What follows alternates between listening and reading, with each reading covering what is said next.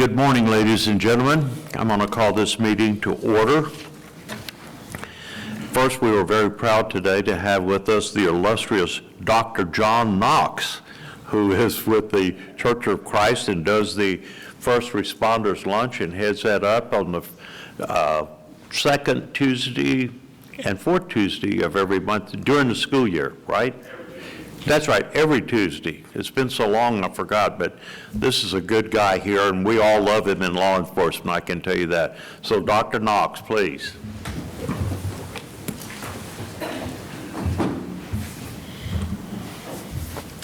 Well, let's pray as we start our day. Father, we pause just to give thanks. It's a beautiful day, even just a little bit of coolness early this morning, for which we're thankful. Father, we're grateful for public servants, everybody willing to serve, willing to give their time, willing to give their talents in every way that they've been blessed. We're grateful for each person. And Father, we pause to give special thanks for those who are working in law enforcement, our law enforcement personnel countywide. We pray first of all for their safety, and we pray for their emotional well-being, and also, Father, for their families. Bless them, Father, as they serve today. Even as we speak, they're out in the working patrol. We pray for their safety.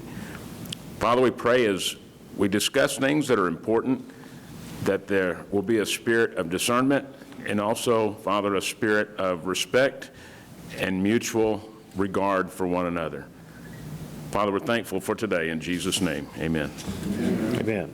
You would please join me in the pledge of the United States.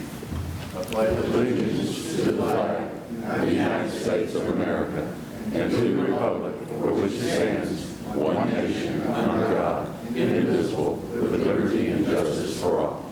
And now the pledge to Texas. Honor the Texas flag. I pledge allegiance to thee, Texas, one state, under God, one and indivisible.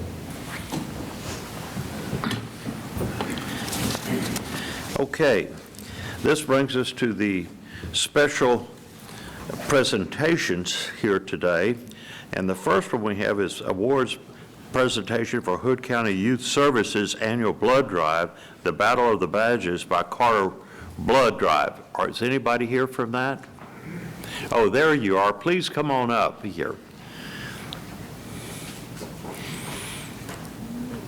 Hello. Good.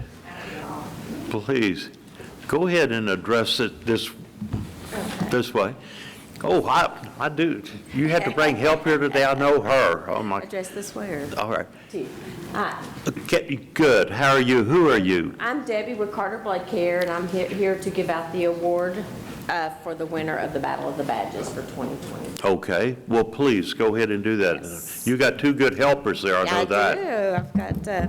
I've got Shay here, and then Mr. Young with the fire department that we are going to give the award to. I want to thank everybody for having us out. Carter Blood Care partners with the Hood County Youth Services every year for the Battle of the Badges, and they do a phenomenal job. This year we collected 81 pints of blood, which can help up to 243 patients in need, which is amazing. And did I get that number right? 83, 81, so close, but 81 units, which 243 lives can be helped by those donations. And this year, the fire department won, so I think it was like really close, the vote, or was it by one? So here it goes to you. I got two other guys from the fire department.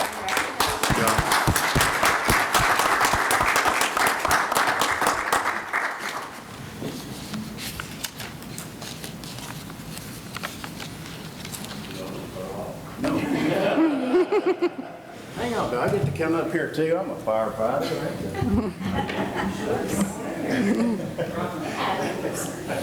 We don't require you to steal all of that. Sure. Represent some other departments too. Team effort.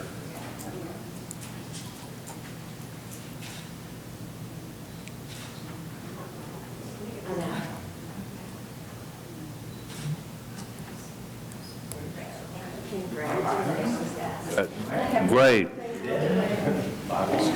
That's More thing. Just one more thing real quick. Yes. To award, Carter Blood Care every year does a banquet or something to recognize our community partners that do outstanding work. And this year, Hood County Youth Services was chosen as our outstanding community champion. And they do amazing work. Shay and everybody that works with her communities and works together, it is amazing. So we want to honor them with this award for everything that they do. Well, great. Hey.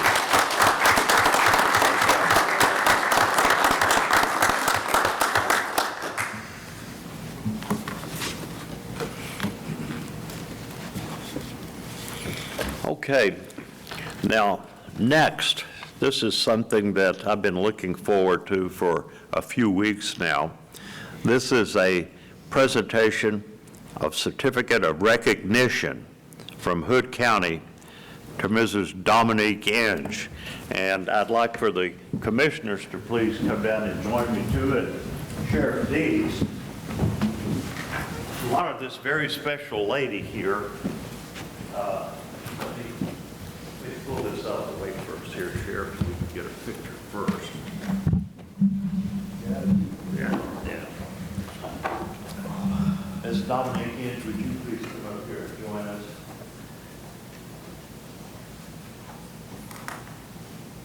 This is Dominique Inge. I'm going to put you in the middle between the sheriff and I here. I want to tell you what this lady has done. She called me when the sheriff needed the bulletproof vest. Anyway, she wanted to know how many we needed and what the costs were and everything. And I got to the sheriff, and I texted her in the policy meeting and had a picture of the invoice to show her. And she texted me immediately back and said, Ron, please tell the sheriff that his request is granted in full. And she bought every one of the ballistic proof vests for the sheriff's department.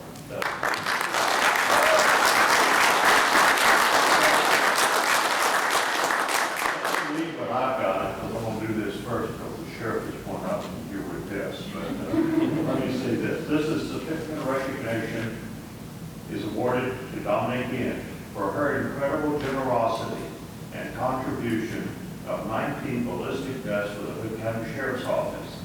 This purchase is the latest in her numerous contributions, both in kind and financially, in helping our first responders protect their lives and continue to serve and protect Hood County. Dominique, her late husband Charles, and the Inge Foundation have been vital to numerous projects that enhance Hood County and its citizens. We, the undersigned, on behalf of all Hood County, recognize her impressive commitment to our citizens as she remains an important community leader and philanthropist who benefits and enhances so many lives. Presented at Commissioner's Court on the 11th day of July, 2023, Senator Roger Dees, Ron Massengill, County Judge, and all of the county commissioners. This is going to be yours. Beautiful certificate.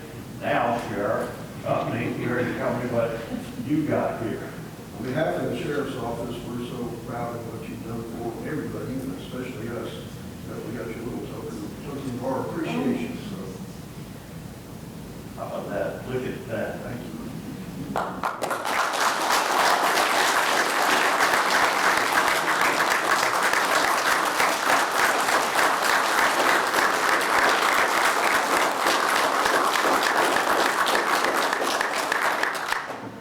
Yes, we want you to say something. Yes, yeah, let me turn this around. Now, let's put it around and let her face.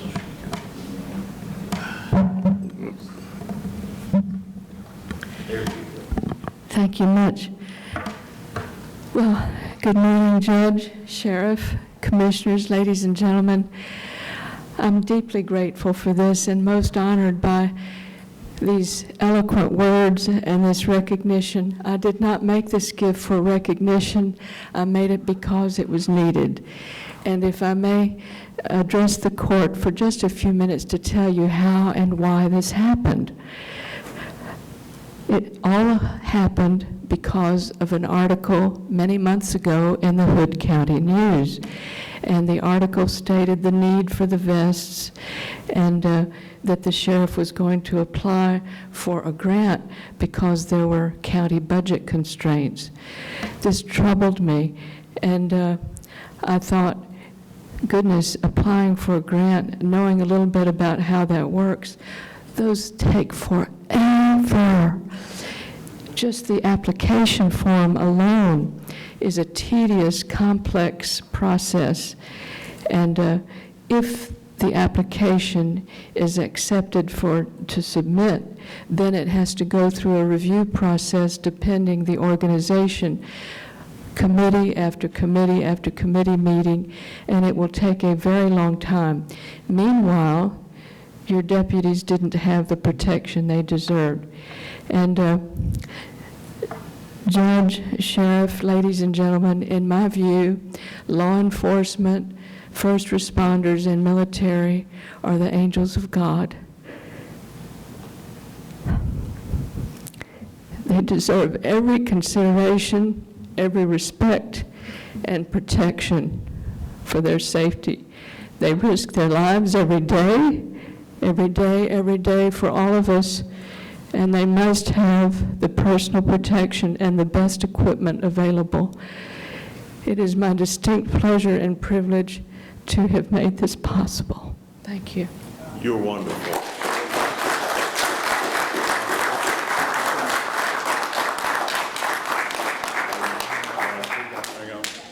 Hey, Judge, 1 second. We're going to take a few minutes when you get this up.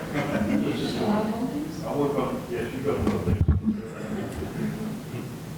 Let me read it. That says, presented to Dominique Yenge, in sincere appreciation for your contribution to the Hood County Sheriff's Office. This donation was above and beyond 6/26/2023. Very good.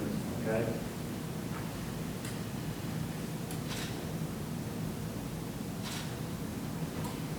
Wherever.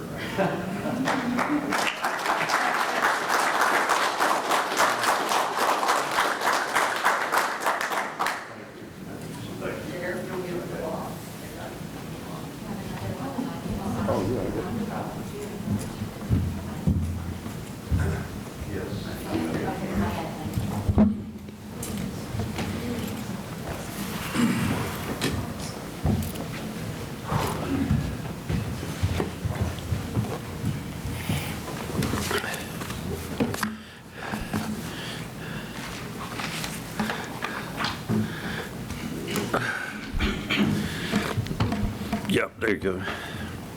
Okay.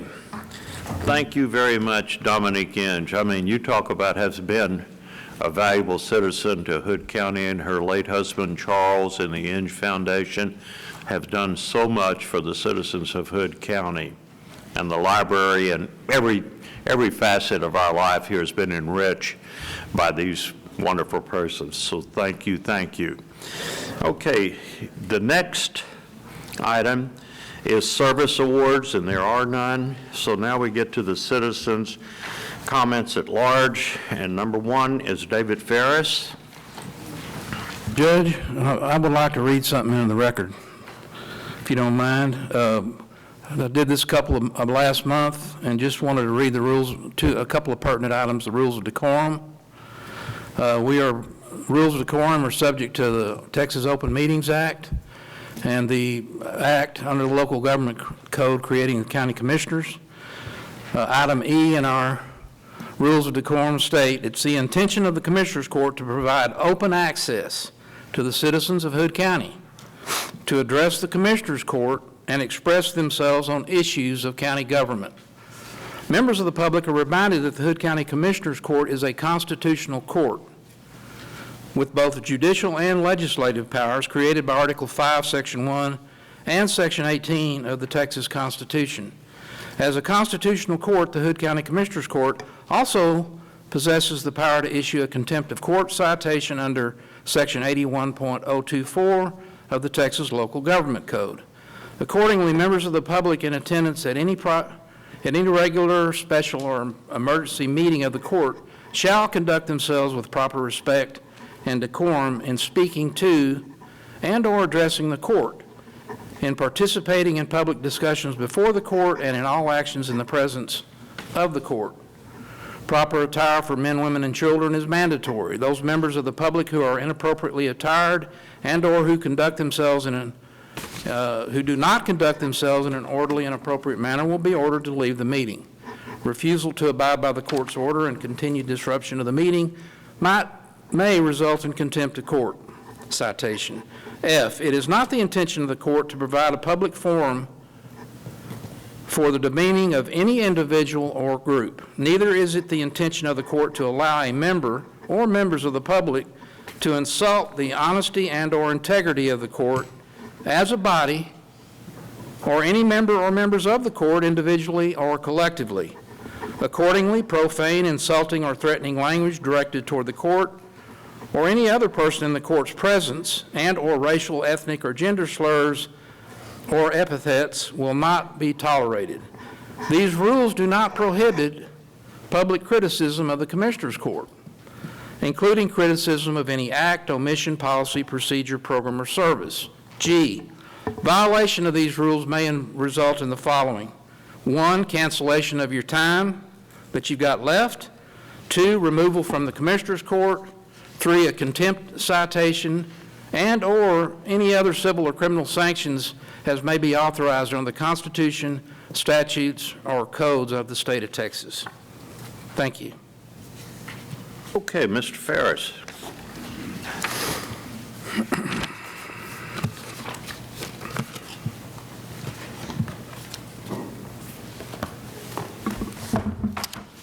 Good morning. I think everybody here knows me. I'm David Ferris, Abe's Landing area. Missed the last meeting. I was in Galveston, but I did look anxiously and saw the structural engineering report, and I wanted to address that a bit here after going back and reviewing the meeting online, et cetera. First of all, I know there were several questions, and no, I am not a structural engineer. I'm not a professional engineer. But as you may remember, as a sophomore, I spent a couple of years developing every bit of software engineering for a structural engineering company to do all the structural analysis and design of roof and floor truss systems. That was one of my first real jobs, all right? From there, I went on and started developing 3D mapping, geological 3D mapping software to analyze seismic data, gravity anomaly data, as well as multispectral satellite image data for subsurface geological structures, mapping, and outline and design, or outline and analysis for oil and gas engineering. I've also spent a whole lot of time in physics labs, so I'm familiar with a whole lot of equipment for measurements, et cetera. One of the first things, in going back and reviewing, I know there was some discussion about various 10 levels of analysis, or ways to do measurement and concerns with the structural engineering report, and I'll get to that in a moment. But of those 10, I listened to them, and I believe I could give you a description of every one of them based on the 10 or 15 second description of every one of them. And not a single one of them, in my opinion, has anything to do with the structural analysis of a building, except for one. And it's one that I had mentioned 3 times in previous meetings here and was also mentioned in the structural engineering report. The others were all of the form looking for microscopic structures that could not be seen by a simple visual inspection. And with a structural foundation, structure of sorts, you're looking for deviations that are visible. If there's not, then you don't have a problem. And when I looked at the structural report, he came to 2 conclusions, and I was really happy with this report in one, as far as his conclusions.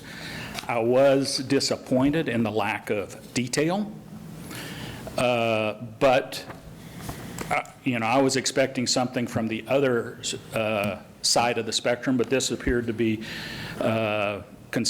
very concise. He had two conclusions. One, the structural system for this facility is in good condition and performing as designed. Okay, that means right now there's not a problem with the structure.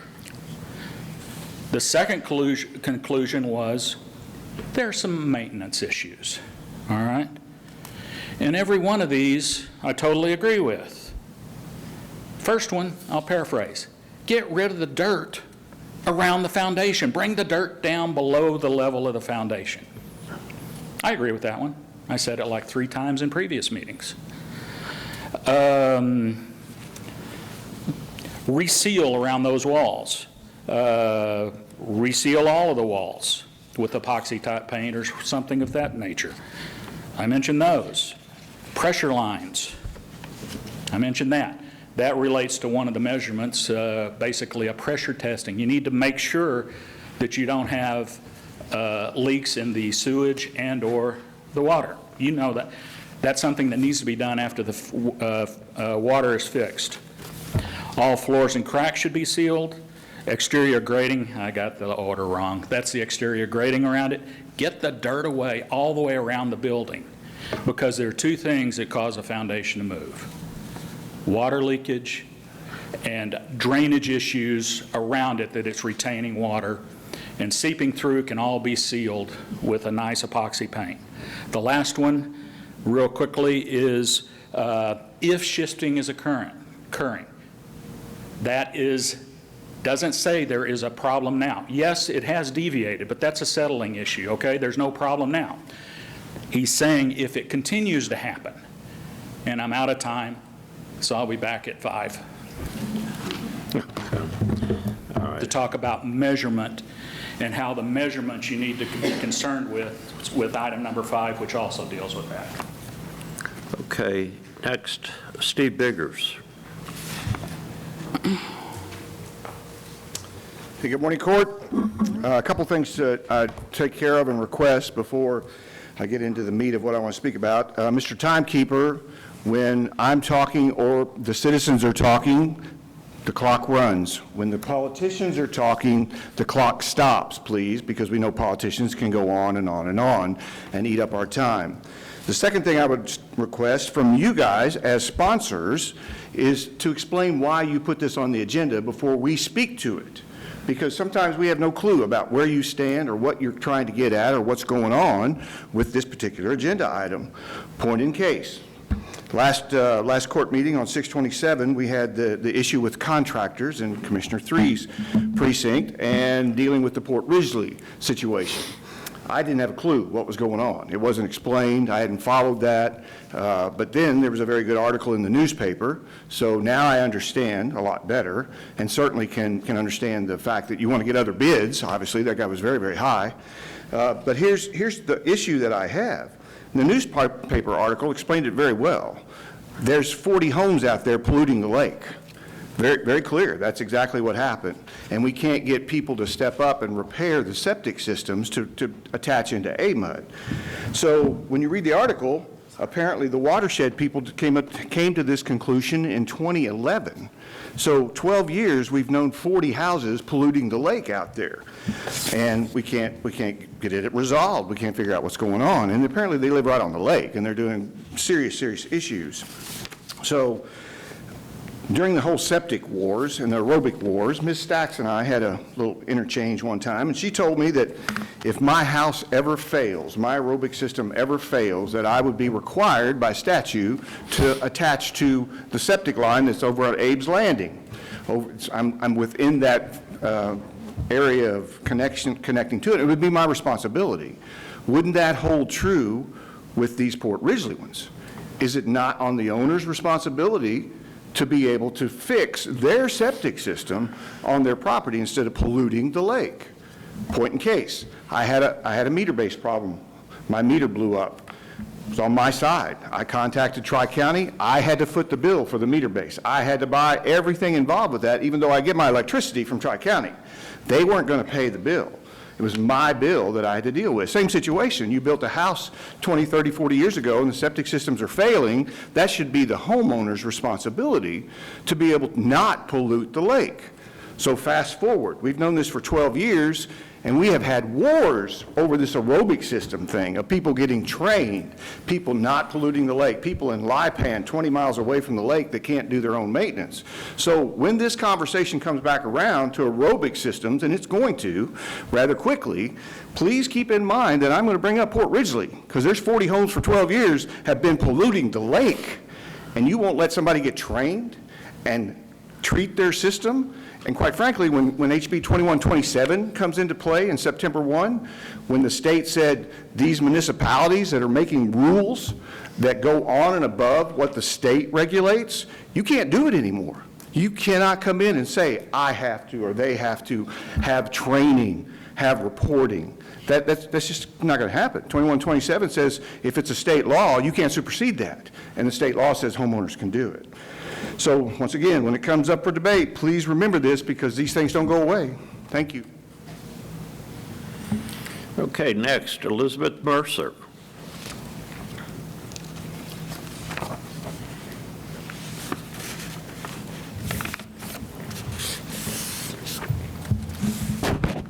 Hi, I just have some quick questions that I didn't ask when we had the workshop for the budget.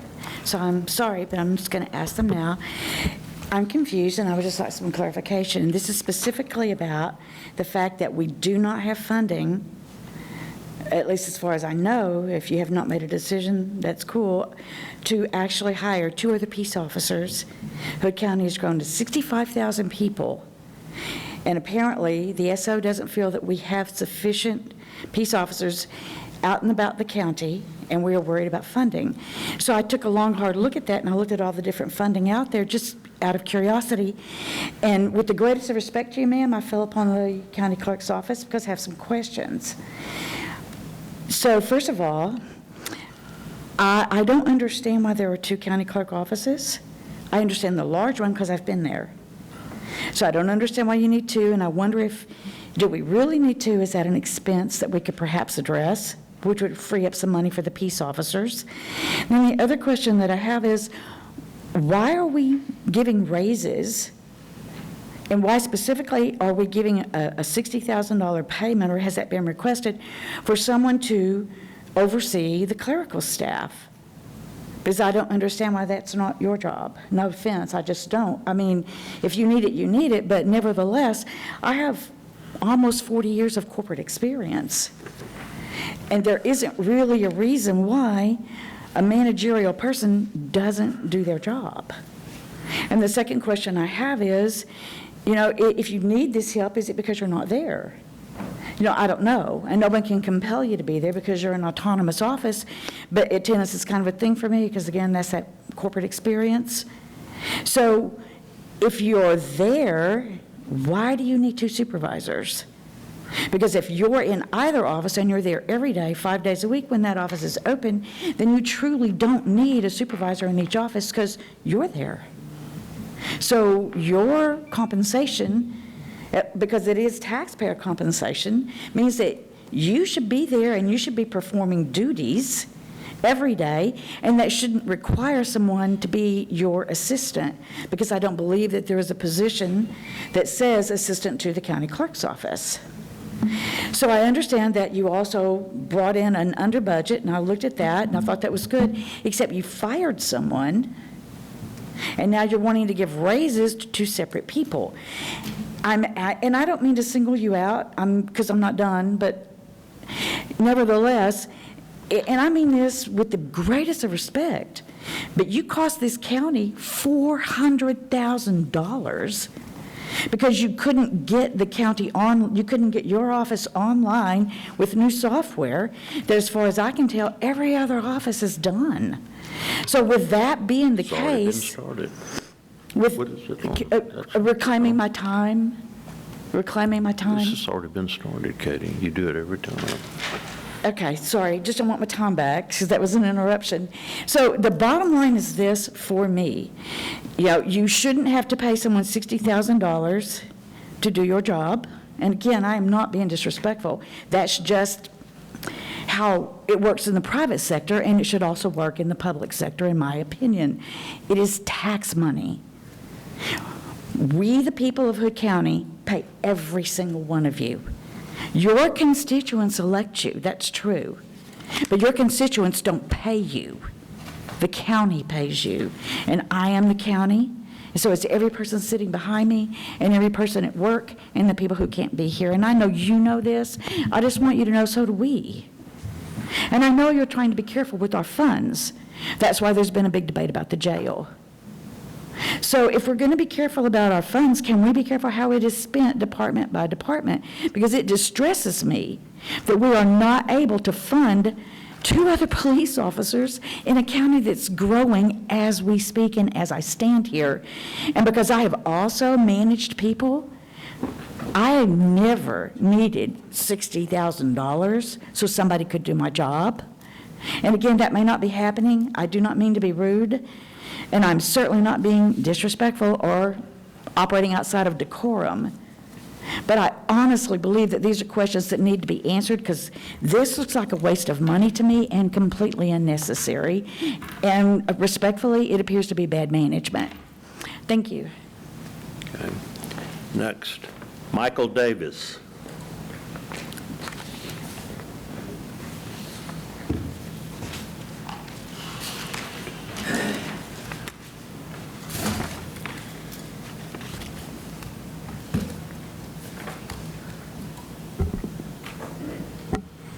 You gonna stick around this time? All right, kudos. So, I don't know if you guys know this or not, but Dave Eagle doesn't think too highly of disabled vets, okay? And you know what? Call this breach of decorum or wherever you want to, all right? Because it's not. All right, I'm informing you of what Dave Eagle did. He disclosed to everybody that, there he goes. He's leaving the room, y'all.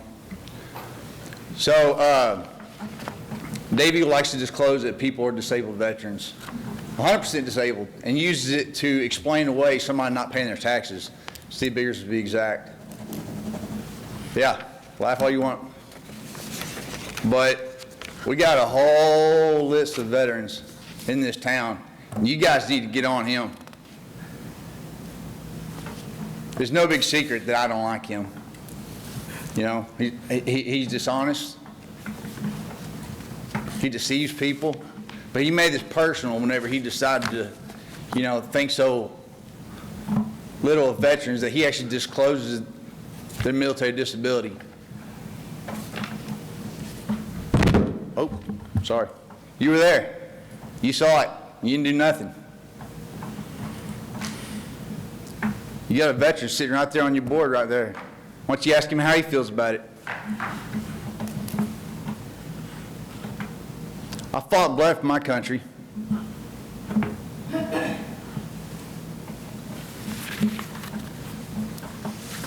And to be made a mockery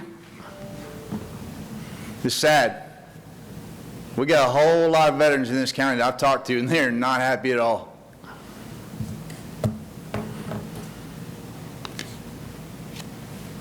I debated a long time talking about this. I did. You can, you know, jack about anything when it comes to me, except my military service.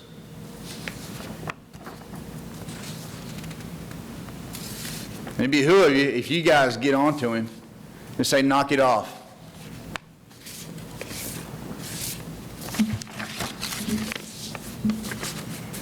Appreciate it.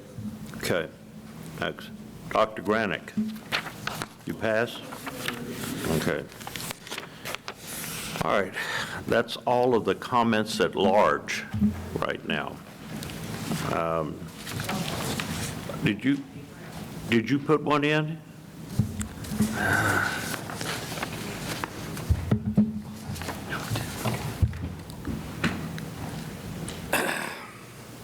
Oh. I got you down for number 3, but did you put the Open Meetings Act too? Is that what you're, come on, yes, come on, I see this now.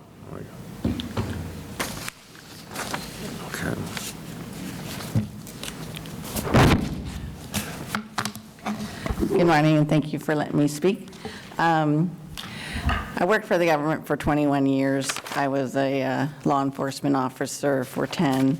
I did welfare fraud, whole cases, and I swore an oath to, under God, to uphold the Constitution and work for we the people. And I do hope that you all do the same and work for we the people and not yourselves. You know, we are in a spiritual war right now, and we are being attacked not only by our own government, but I want less government in my life and in my business, and more freedom, and freedom to speak my mind here in the United States. The biggest problem I have right now is the appraisal office and how they are doing their home values for our homes and businesses. They are increasing, I had my business increase 100% on my second-story building, and they're evaluating it, just throwing it to the wind. It's throwing in a computer and coming up with a number and just increasing things. And so I, of course, have to fight them every year, and this is the problem. I did not have this in the liberal state, but here I am in a conservative state, and the appraisal office is just out of control. And I hope that you kind of look at it. I know the county and the city and the school all have a say over what the appraisal office does. So I would hope you'd look at how they're evaluating homes when this is a non-disclosure state, and we need to look at the homes around our own, that home that they're evaluating, and not just putting these numbers, the highest numbers they can in this computer and spitting it out and evaluating all our homes the same way. They, you know, of course, they also evaluate any businesses or, well, buildings are owned by the government, whether it be city or county. They evaluate that building different than my business, and that is unfair also, unfair practice. They also, they're also using the MLS, which I don't think is legal. That's supposed to be only for brokers and realtors working for a broker or appraisal offices. That is not just for the government. It says the government, it's not used for that. It's supposed to be used for selling and buying homes only. And they're using that and looking up what we purchase homes for or businesses and evaluating our businesses on that, what we purchase, which is not something that they are allowed to do. It's supposed to be, again, a non-disclosure state, so I don't understand how this is happening. And this is, you're driving people who have been here for years, Texans, out of their own homes because of this evaluation that they're doing. And you have to fight it every year. It makes me very angry at this situation, because I feel bad for the people who can't afford to pay their property taxes when they've lived here all their lives. They are the ones that you're hurting the most. I know how to fight the appraisal office, but I mean, just by luck. But they might not know how to do it, and I call them a kangaroo court, I'm sorry, but they didn't even take my comps from my houses into consideration. They just went with their appraisal office and said, we just agree with them, even though I had proof that they didn't have correct comps. I was also a realtor in California for 6 years after I retired, and I know this is why I know this stuff. Otherwise, I would be out of luck also trying to figure out how to fight them. Anyway, thank you for listening to me. Thank you. Okay, that concludes the open mic section. Now we're going to miscellaneous business to be discussed and considered for approval. Judge, I'd like to move that we move miscellaneous agenda item number 9 up to the front so that our guest, Mr. Roberts, can address his topic and get back to Dallas. Okay. Does anybody have, any member of the board have any member of the Commissioners Court have any objection to hearing from Mr. Ronald Roberts at this time? If not, we'll go ahead and call Mr. Ronald A. Roberts. While he's approaching, I'd like to actually display his bio and say a few words. Ronald A. Roberts, professional engineer, is the president of Ronald A. Roberts Firm Associates. Ron has over 40 years of experience in structural, civil engineering. His background provides experience in designs for numerous civil structures, including bridges, retaining walls, concrete dams, treatment facility structures, and airport terminals. Prior to establishing his own firm, Ron served as vice president and chief structural civil engineer for Smith Duncan Associates, Inc.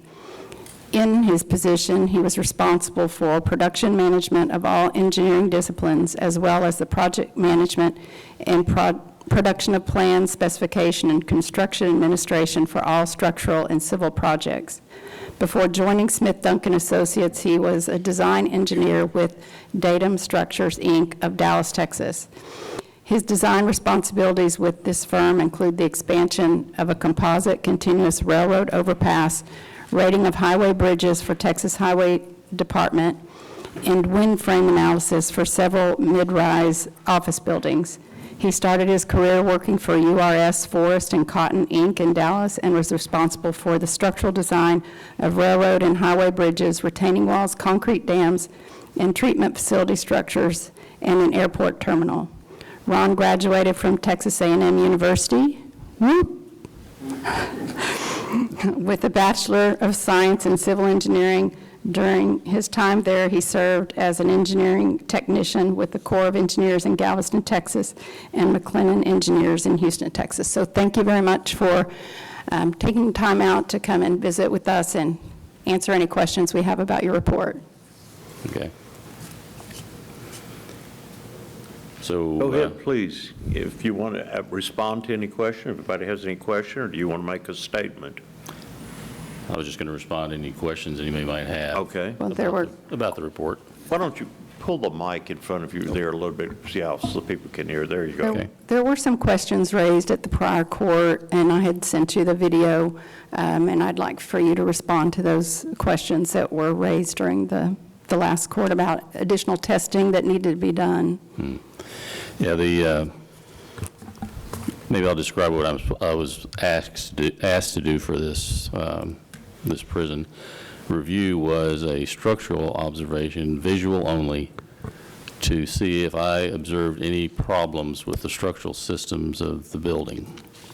That doesn't mean the paint's flaking or anything else. That's not a structural problem. So a structural part of a building, say for instance, if you look around this room, you will not see any structural systems except the floor that you're standing on. Everything else is hung from a structural system. So a lot of times you don't see any structure when you walk into a building. This particular building is concrete block and concrete floors, and the roof system is all hidden behind a gypboard ceiling that you cannot access anywhere in there because of safety issues. So my job was to see if there was any distress that was obvious. So the first concern of a structural engineer is life safety. There was no life safety issues in this building. That means, is something going to fall on somebody's head? Is the floor going to fall out from under someone? Is a wall falling down? Things like that. So just kind of give you an idea. Testing was not part of our scope in this phase. There were two phases in ours. The second phase, which we're not going to do, was if we saw some problems, we would recommend testing, or we would ask to cut a hole in a wall, or we would maybe dig a hole next to the foundation, things like that. That was not necessary with this.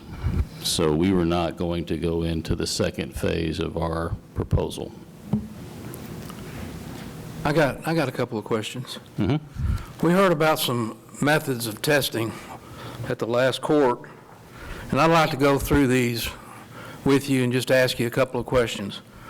One of them, one of the testing methods that was mentioned last time, that you conducted a visual inspection and didn't see anything that told you that you needed to go further, But eddy current testing, what is eddy current testing?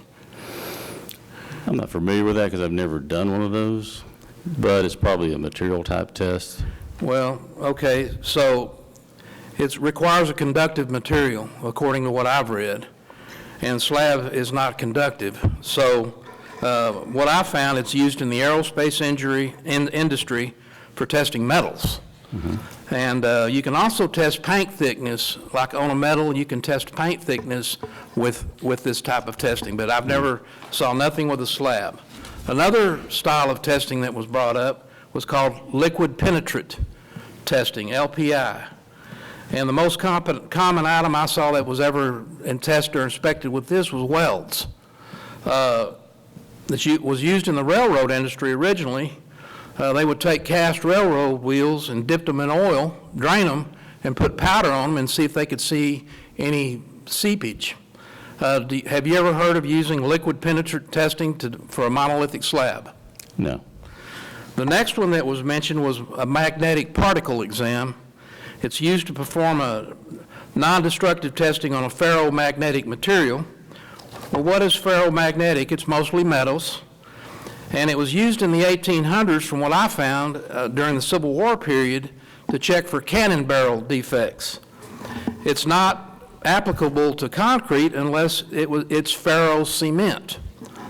And it would be used for a relatively thin, hard surface, like a water tank to hold water. Have you ever heard of using ferromagnetic particle exam for a monolithic slab? No. Another testing is ultrasonic testing. This was brought up last court. And from what I found, it could be used on a slab. You put two, like a Geiger counter, I guess. Or can you explain that testing? Or have you ever done it for a monolithic slab? We've used it for structural beams, concrete beams. We've also used it sometimes on slabs if we think there's some problem. It just tells you there's a steel bar in there or there's some type of something in the concrete. It doesn't really tell you what it is. It just shows it reflects. The next testing, but generally it wouldn't be, if you don't see a visual issue, you probably wouldn't be messing with that test either, right? No. The next one is that I heard about was acoustic emission testing, AET. What I read up on that, it is used in the aerospace and automotive industries, and it's also infrastructure, bridges, tunnels, dams, nuclear components. Have you ever done acoustic emission test on a monolithic slab, and if you have, why? No. Now, we did hear about leak testing, and that's done by plumbers to see if there's a leak in the slab, so we can go through past that one. I think Mr. Riley can opine about that from what we've done at the jail. But here's another one, radiographic testing. Have you used that for a monolithic slab? No. And we got another test here that we learned about last time, thermal infrared testing. Used again extensively for bridges, decks, expressways, high stress, concrete that's being used and put heavy loads on, and it's used to inspect the structural safety of those types of structures. And those structures are basically subjected to sun and ice and cold, and so obviously if you've got a bridge going over, an overpass going over another highway, you're going to want to kind of keep an eye on that. Have you used that as a matter of course for monolithic testing of a slab? No. So what we ended up with, sir, is you walk through that jail, and I've seen, I did a lot of foundation work down in San Antonio, Texas, where on one side of San Antonio, they have really very little problems with foundations, and on the east side of San Antonio, they've got all kinds of problems with foundations because of that black gumbo dirt, they call it. Mm-hmm. And it would be real easy to walk in and see visually if you've got a problem with a foundation or a structure. I mean, and that's basically starts out with a visual test, right? That's correct. And that's what you did. Yes. And you've got your engineering, you're a licensed engineer, correct? Yes. Have you published any articles, any peer review articles? No. How many years have you worked in your field? About 43. 43 years. Are you a member of any professional organizations? Just the Texas Professional Engineers.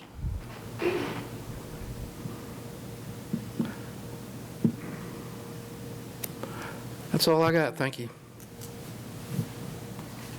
I got a question for you, sir. Yes. Is there anything, well, first of all, you read the AGCM report, haven't you? Yes. Okay. Is there anything in that AGCM report that you disagree with? No. In other words, that AGCM report said that there was suspected structural, correct? Yes. Okay. That's why I was And that's contacted. because on the exterior, you even took photographs on the exterior where those concrete blocks are chipped and cracked. Yes. Correct? Okay. And you suggested that they should come up there and maybe jackhammer some of that foundation to see. Would you explain that? Isn't that what you found? The only thing that I saw that was probably not by the drawings, because we don't have the drawings. So we had some preliminary drawings that the, I forget what his name is, at the jail had. But they indicated that this was a pier foundation, which means all the walls that are CMU, concrete block, are supported by a pier and a grade beam system that is independent of the floor slab. Right. So and AGCM report did not say anything about removing the external walls, did it? No. And that's what they were talking about. Or removing the slab, did That's they? correct. No. Okay. So the slab would be about $400,000, and that wasn't any kind of a cost that was attributed in the AGCM report, was it? Not that I recall. But there was saying that if the maintenance that you found by just the visual inspection, and the maintenance repairs that the AGCM report said, the $17 million that they said that it would be necessary to make the maintenance repairs, you're not disagreeing with that number either, are you? No. Okay. So, yeah. Not disagreeing with the number, or not disagreeing with, those are things that need to be done? Or you're not saying that you would estimate that and? No, because I didn't do any estimating. Okay. I'm saying that I agree with the Recommendation? Yes. Not necessarily the estimated dollar amount? Yeah, because if you'll notice, the items that I said pretty much match what they had. Yeah, that's what I'm saying. So we're not saying that the exterior walls need to replace, and that AGCM didn't say that. AGCM said we don't have to work with the slab. But the other, it says suspected, and can we pull up the pictures of the exterior walls? Do you have them there, that picture of the exterior walls? You took photographs of the exterior walls showing the cracks and chips. I just had my report. It's probably In your attached to the report, didn't you? agenda. Yeah. Owen, it's Can you- attached to the Would agenda. you put this overhead? Drew, are you here? Oh, there you are. Oh, hey, Drew, what are you doing down here? Okay. Trying to All fix right. our monitors. Owen, are you here? Judge, I'm looking for it. Okay. It's item You're number looking for it. 9 on the Okay. agenda. I really appreciate here. So there's nothing, you're not saying the AGCM report is faulty in any way, are you? No. In fact, what you've done really doesn't disagree with AGCM at all, does it? No. Okay, good. That's what I'm thinking about. Well, thank you very much. I don't have anything else, Mr. Brock. Well, one thing that Mr. Roberts brought up, and he just mentioned it again, is that we need to get the drawings from the original construction company so that that Hood County will have possession of those. Yes. That way you don't have Thank to you for do a lot of testing or anything else. You'll have the drawings, so you can actually have a better idea of how everything is working. I mean, excuse me, is framed. Okay, thank you. That's a really, thank you for suggesting that, because, I mean, I wasn't aware that we didn't have the drawings, so that's good to know. Yeah, and that company is still in business, by the way, the structurals. And just to clarify one point, if you would have seen something, if you would have seen a change of elevation in the slab somewhere, if you'd have seen a wall that, you would have investigated further at this point, correct? Yes. Okay. Yes. Just, that's my only point. And that was part of your charge, was that if you saw something that needed further testing, that you would recommend that. Yes. Mhm. Thank you. Yes. Okay. And that's the same thing that GCM said. They didn't do anything with the slab, nothing with the exterior walls. Yes. But the $17 million other worth of repairs, you're not disagreeing with those at all, and you don't know since you didn't do them. No. Is that out of your bailiwick as far as all Yes. the other repairs? Yeah. That's not even in your deal? Okay. Yeah. Okay. Good deal. Thank you very you much so for much. coming down here. Okay. Yeah, David Ferris had turned in a, Oh, hold it. yeah, it's number 9, so it's, We're on number 9, but we have Mike Bowes here from AGCM. Sir, would you come on up here? Good morning, sir. Morning. There you go. Good. This is what y'all took up there. This is the exterior walls right there. Is that what kind of gave y'all, and you put in your report, suspected structural? Would you agree with that, Mr. Rogers, when you saw that on the outside? That's why you took that photograph, didn't you? Yes. But nothing to indicate that the external walls needed to be replaced, in your opinion? No. And y'all didn't either? Right. And y'all didn't say the slab need to be replaced either, did you? Correct. And it's been said in this committee, until I'm just nauseated by hearing it, that we just want to bulldoze down the jail. Nobody wants to bulldoze down the jail. We want to keep it at least going for 3 years, because we got 213, I forgot what it is today, with 39 inmates that are being housed around the state, anywhere between $65 and $100 a piece right now. So we got to keep the jail in good working order. But what we are stewards of the money for the taxpayers, that we don't want to be throwing good money after bad and putting repairs into a building that at the end of 3 years is going to be 30 years old. Is that correct? Correct. Okay. Now, you're here now, that we straighten out that there is no disagreement between Mr. Roberts' report and AGCM's report. You agree with that, don't you? Yes, sir. Okay, good. All right, any other questions from the commissioners here? I do have another question for Mr. Roberts. Could you, Okay. sorry.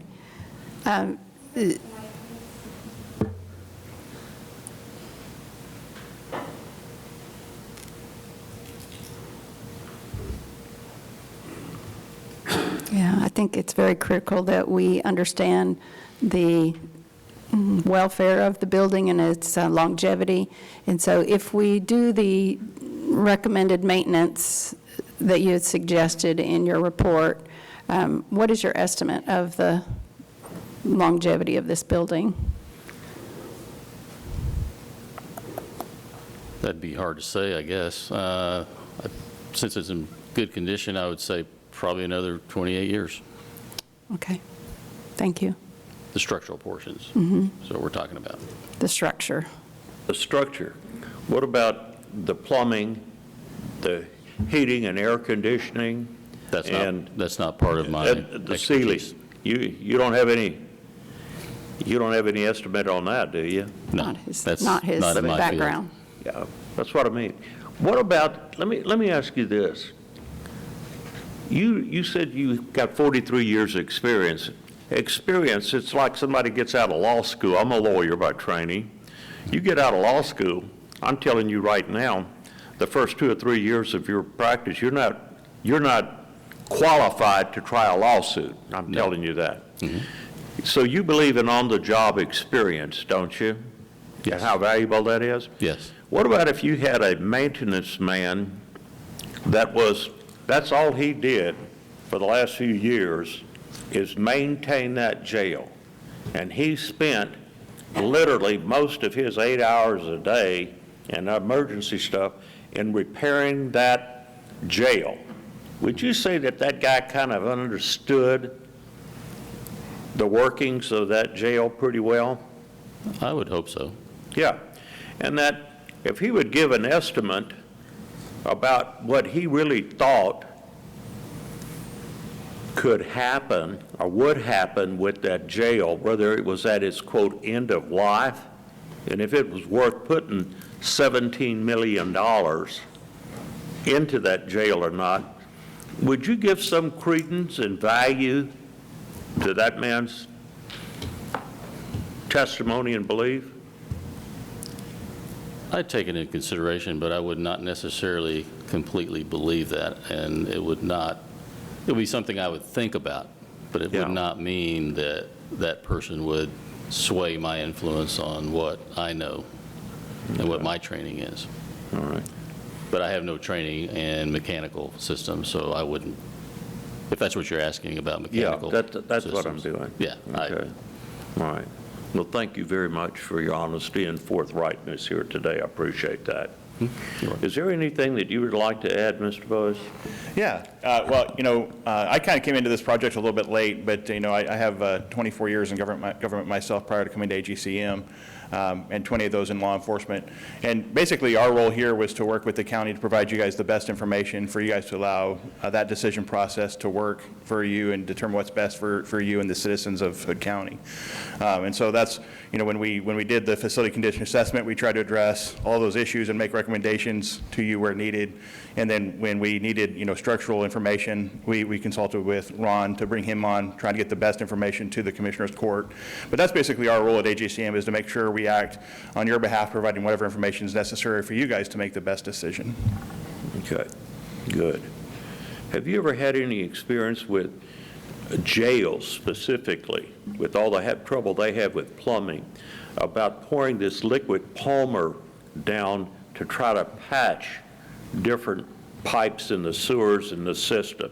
Have you had any experience with any of that? I've not. I've had a pretty significant experience with jails, but nothing as far as plumbing goes. So okay, okay, okay. So you don't have any knowledge about whether that works long time or whether that creates more problems than it solves?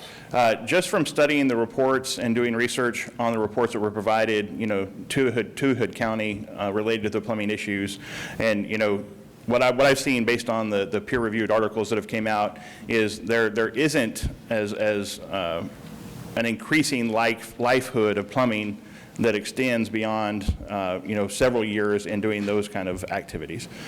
So from what I understand is the jail would need significant plumbing replacement in order to address some of the specific issues that are occurring currently. Okay. Okay.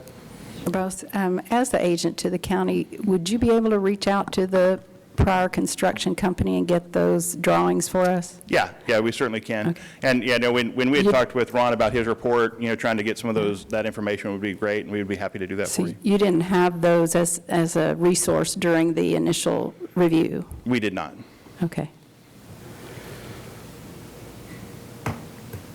Anything else? Well, again, I appreciate your coming down here, too. This absolutely. has been good. I thank both you gentlemen here for doing this. This is a huge issue of the big ramifications for the taxpayers of Hood County, as y'all know. So absolutely. Well, we're happy to help however we can. Thank you very much. We appreciate it. Thank you. Thank you. Okay. Mr. Ferris? Could I ask one quick question that I think would be pertinent? Yes. Come on. Gentlemen, could you both stay here just for 1 second? Mr. Roberts. Mr. Roberts, just one second. One question. He gets one question. One question. Okay, I looked at your report, and I don't know if you heard me earlier. I've done quite a few other things. In your conclusions, remediations under step 2, there were a number of issues about repainting, or resealing floors, walls, etc. You know, I spent 12 years in New Hampshire and real familiar with sealing basements inside and out for my 12 years there, because it was a constant issue you had to worry about. I did notice in each one where you were talking about painting, you had a parentheses by others. My question was going to be, that I was going to bring up later, you've got maintenance crews. I am pretty certain they know how to paint. Is there any reason, if they got the dirt away from the foundation, pressure washed it, scraped anything loose, can they do the painting? Or is there, because I painted with epoxy paint around buildings that had dirt piled up against them for years, is there any reason the county maintenance cannot do careful painting, cleanup of the floors and the walls around the base if they get all the dirt away from it? Well, not knowing You speak a little softer. Can you come back up to the mic? I'm sorry, and I apologize for that. I'm just looking to see if they, you know, if they're reasonably good painters, or does it need extensively professional, specific training to apply the epoxy paints to the level that you're talking about on the walls or floors?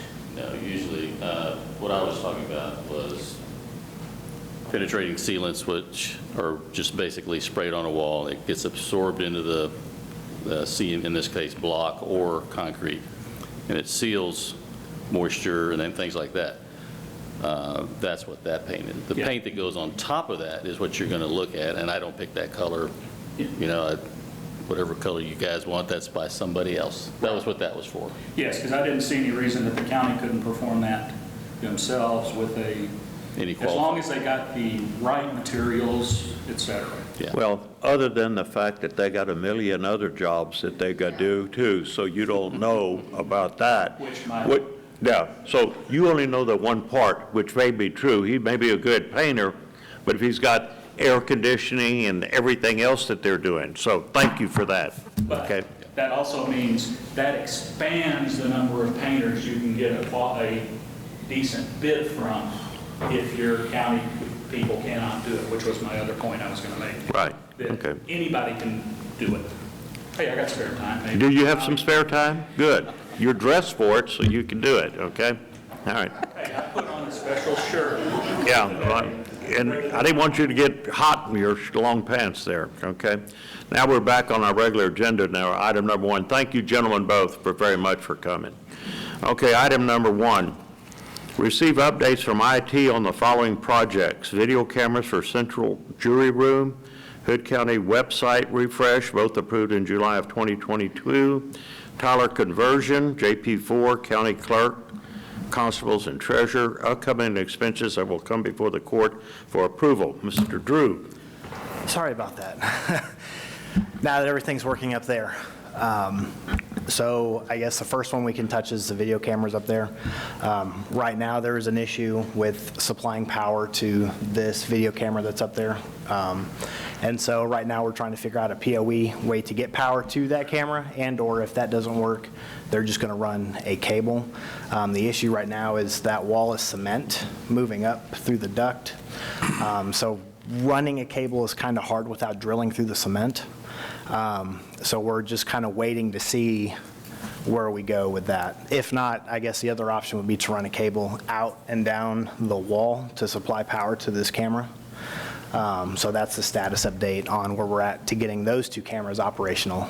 So we can actually use live stream. You know, you can actually see someone talking at the podium and the court up here at the bench, instead of right now everything is at the bench. So that cable would be on, on this side of the external wall? Is that what you're saying? So right now, we're trying to find a PoE injector that can power the camera in the back in the closet, so we wouldn't have to run a cable through that. But that is obviously, if So far, we've exhausted a few of them, and we can't seem to find one that can power that cable the distance. So that is the second option that we're kind of leaning to right now, is if we still continue to not find a PoE injector that can push the power to this particular camera, then yes, the other option would have to be is run a cable outside along that wall to give some kind of power to that camera so we can start using it. So that's where we're at with that. Number two, for the website refresh, we are still in a holding pattern right now. Really, there has not been an update since the last time I've been up here to give a website update right now. I know myself and Ms. Samuelson, she has contacted the VP of Sales to kind of see where we're going, because right now from our level, when we email about, hey, kind of where are we at with the website, because we've been in this holding pattern for quite a while now, you know, we just get a response back basically saying, yep, you're still in queue, you know, to get ready for the team to build out the website. And so, of course, I reached out to Ms. Samuelson, and she kind of escalated it to see where, if we can get some kind of response other than, hey, we're just waiting right now. Yeah, I spoke with the VP of Business Development at the software company yesterday, and he committed to get me an answer, but I haven't heard back yet. But it's just been one day, so I'll give him a little bit of time. I understand. Well, hopefully, again, I'm very curious to see where we're at, because from our level, we just get a, yep, you're in queue, and that's where we're at. Yeah, it's unacceptable for them for the software company to not provide a status and when this will move forward.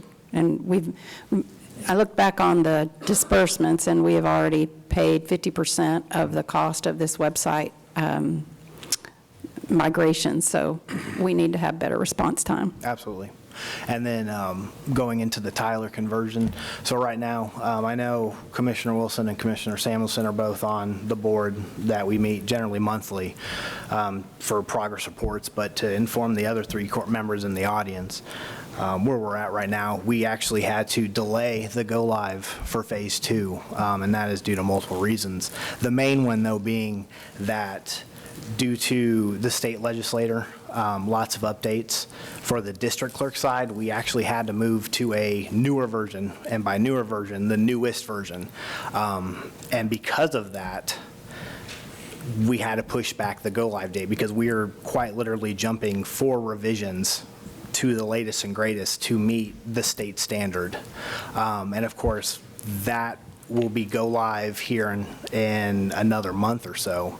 And the other reason is the JP offices use credit card machines, and of course the newest version of that also will let us use credit card machines as well. So that's kind of where we are right now. So the go live date for the JP4 and the commission and the county clerk is September 18th. Yes, ma'am. Instead of August 11th. Yes, ma'am. And how will that affect the JP 1 through 3? Did we get an answer on that?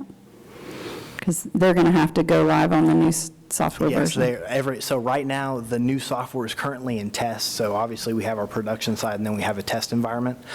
So right now, the new 2023 version is currently in our test environment, and Ashley, the individual that works for me that does Tyler, let all the offices know that, hey, this is the newest version. Please get in there, test everything, make sure everything, works, make sure everything is moved over and converted correctly, so we can go live here in another 20 days or so for the rest of the county. Yeah, so so as long as you and your staff ensure that the rest of the county that's already live on Tyler know that they're getting ready to go under a major revision. We just need to make sure that's communicated and they're prepared. Yes, ma'am. And then, of course, the last bit on here, we have upcoming expenses. So when I presented my budget here a while ago, there were a few Fund 55 items, if it was even possible, to purchase this current year.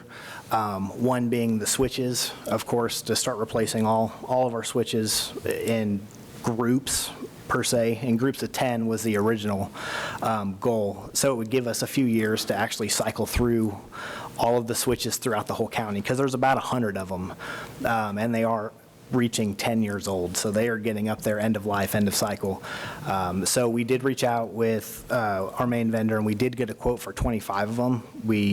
And because of that, we were able to get a reduced price. So I would like to put on the court for next Commissioner's Court an agenda item for 25 switches and all the software and licensing for them.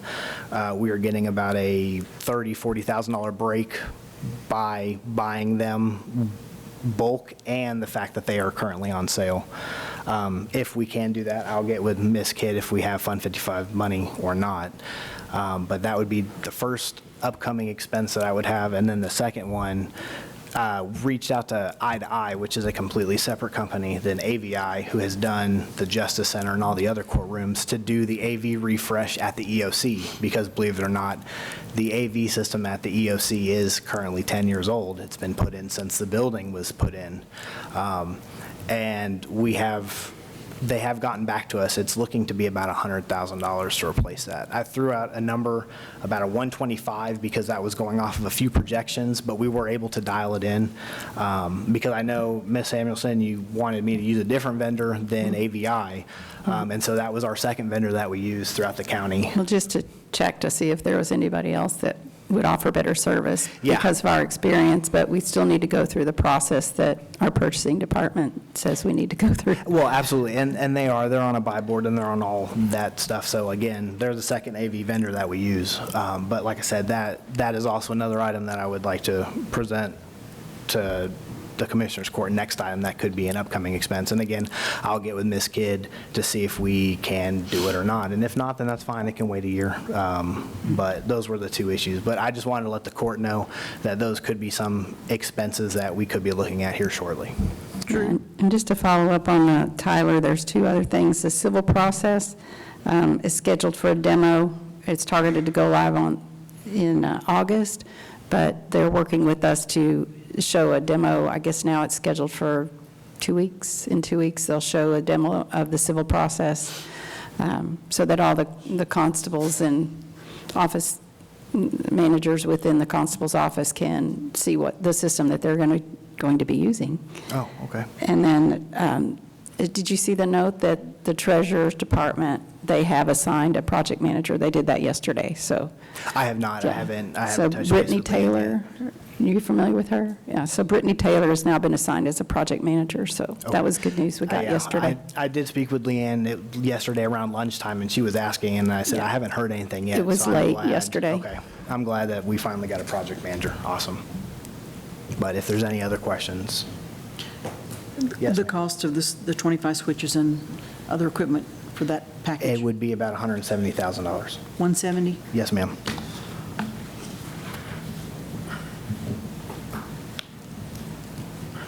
But outside of that, I have You nothing else. signed up for this? We're good if you need it. Okay. Anything else? Thank you. Thank you, Drew. Okay.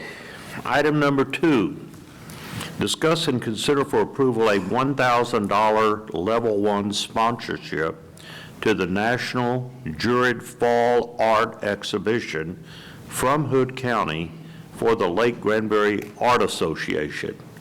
We have Ms. Kay Worse here from the Lake Granbury Art Association to explain what this is and why they're asking for this from the county.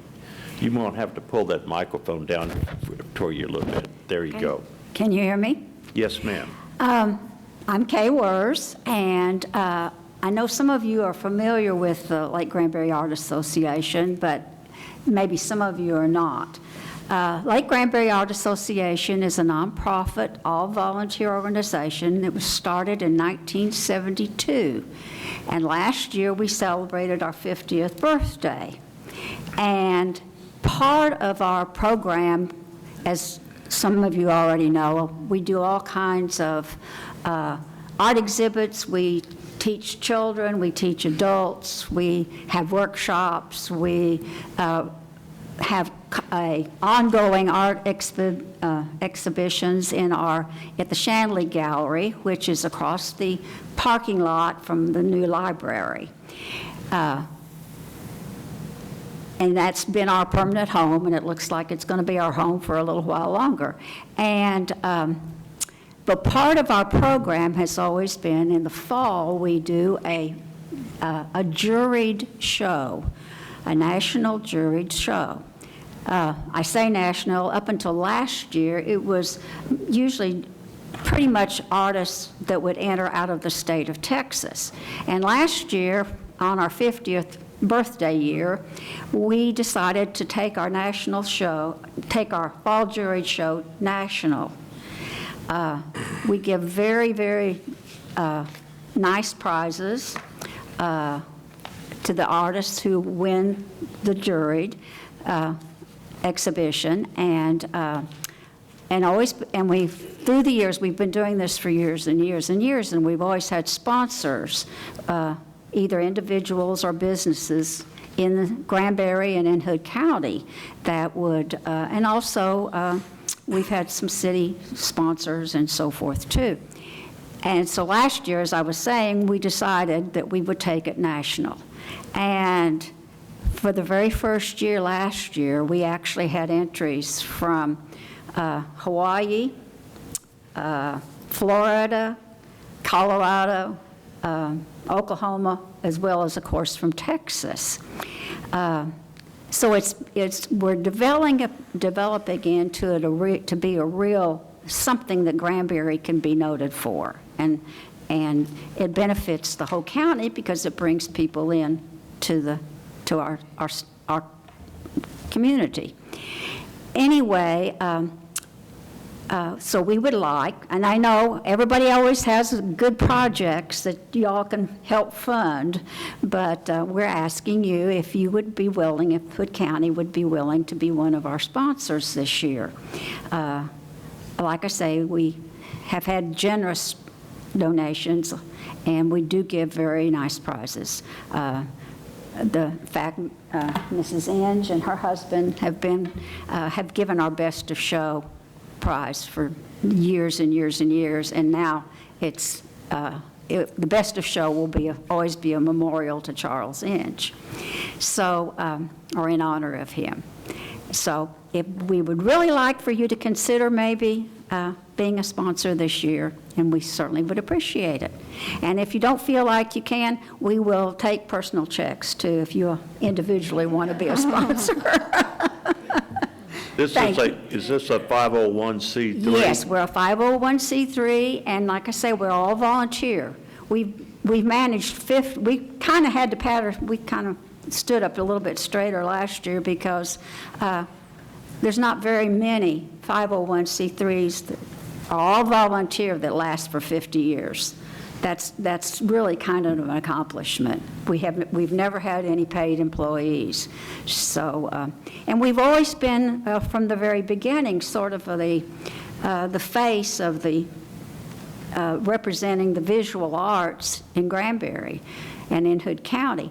And we feel like that promoting the arts is something that it's not the sticks and stones that you all deal with all the time, but it's certainly the cultural aspect of our county adds to the quality of life here. And we feel like that we've always been in the forefront of promoting the cultural life of the community. Do y'all have any children programs for this summer? We've already finished our programs for the summer. In May, we always have had a children's art exhibit that any school children from any school, and even homeschoolers, can enter artwork, and we exhibit their work at the Shannon. How many children did y'all have? This year we had, I believe, we didn't have quite as many this year. I'm not really sure exactly. We probably had around 40 children who exhibited work. And then every summer we have an art camp for children. Been doing this for years and years. We teach 7 to 12-year-olds painting and drawing, and they can choose. And we just finished our camp a couple of weeks ago for this year. Do y'all have any fundraisers that y'all do? The only fundraiser that we generally do is, say, at the Harvest Moon Festival, which is something we've always been a part of, too. And in fact, a lot of our members were the ones who started the Harvest Moon Festival. And that's our fundraiser our main fundraiser this year. Is that when you gave certain people these round discs and had them paint on it? And No, that's our alliance who does that. Art Alliance. But our members are the ones who, for the most part, paint those. Okay. That's something we work in conjunction with the Art Alliance on. Okay. Any other questions? Anybody have anything they wish to ask Ms. Worth? Okay, well, thank you very much. Thank you. We And appreciate your considering us. Okay, thank you very much for coming down. Okay, Steve Biggers.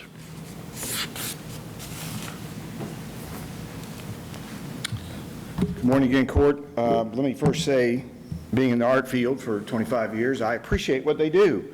I've entered many of my photography photos and prints into different things, and I paid my own way the whole time.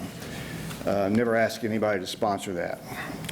So let's talk about the situation. I understand how it comes about. I don't know if she picked up the phone and called you, Judge, like we talked about 2 years ago when Bob Cook called you and needed a donation. But let's look at it from the reality of what it is. People cannot think that taxpayer dollars here in the Hood County is like their own personal ATM. You guys have put in place a program for applications on these 501c3s. I think they're supposed to go through that now, that you're developing that, to be able to do that. And let me dispel something real quick here, because the haters love to hate, because I don't pay my taxes, so I can't speak to this. Well, the form that my wife and I filled out 5 years ago is the same form that Mr. Davis fills out he doesn't pay his taxes at all. Mine are deferred. Let's not make this a personal issue. I got it. I just wanted to make, but I'm speaking to taxes. I'm speaking to taxes, Okay. and I want to make sure that everybody understands my taxes are deferred. I just choose not to rent. So here's the deal.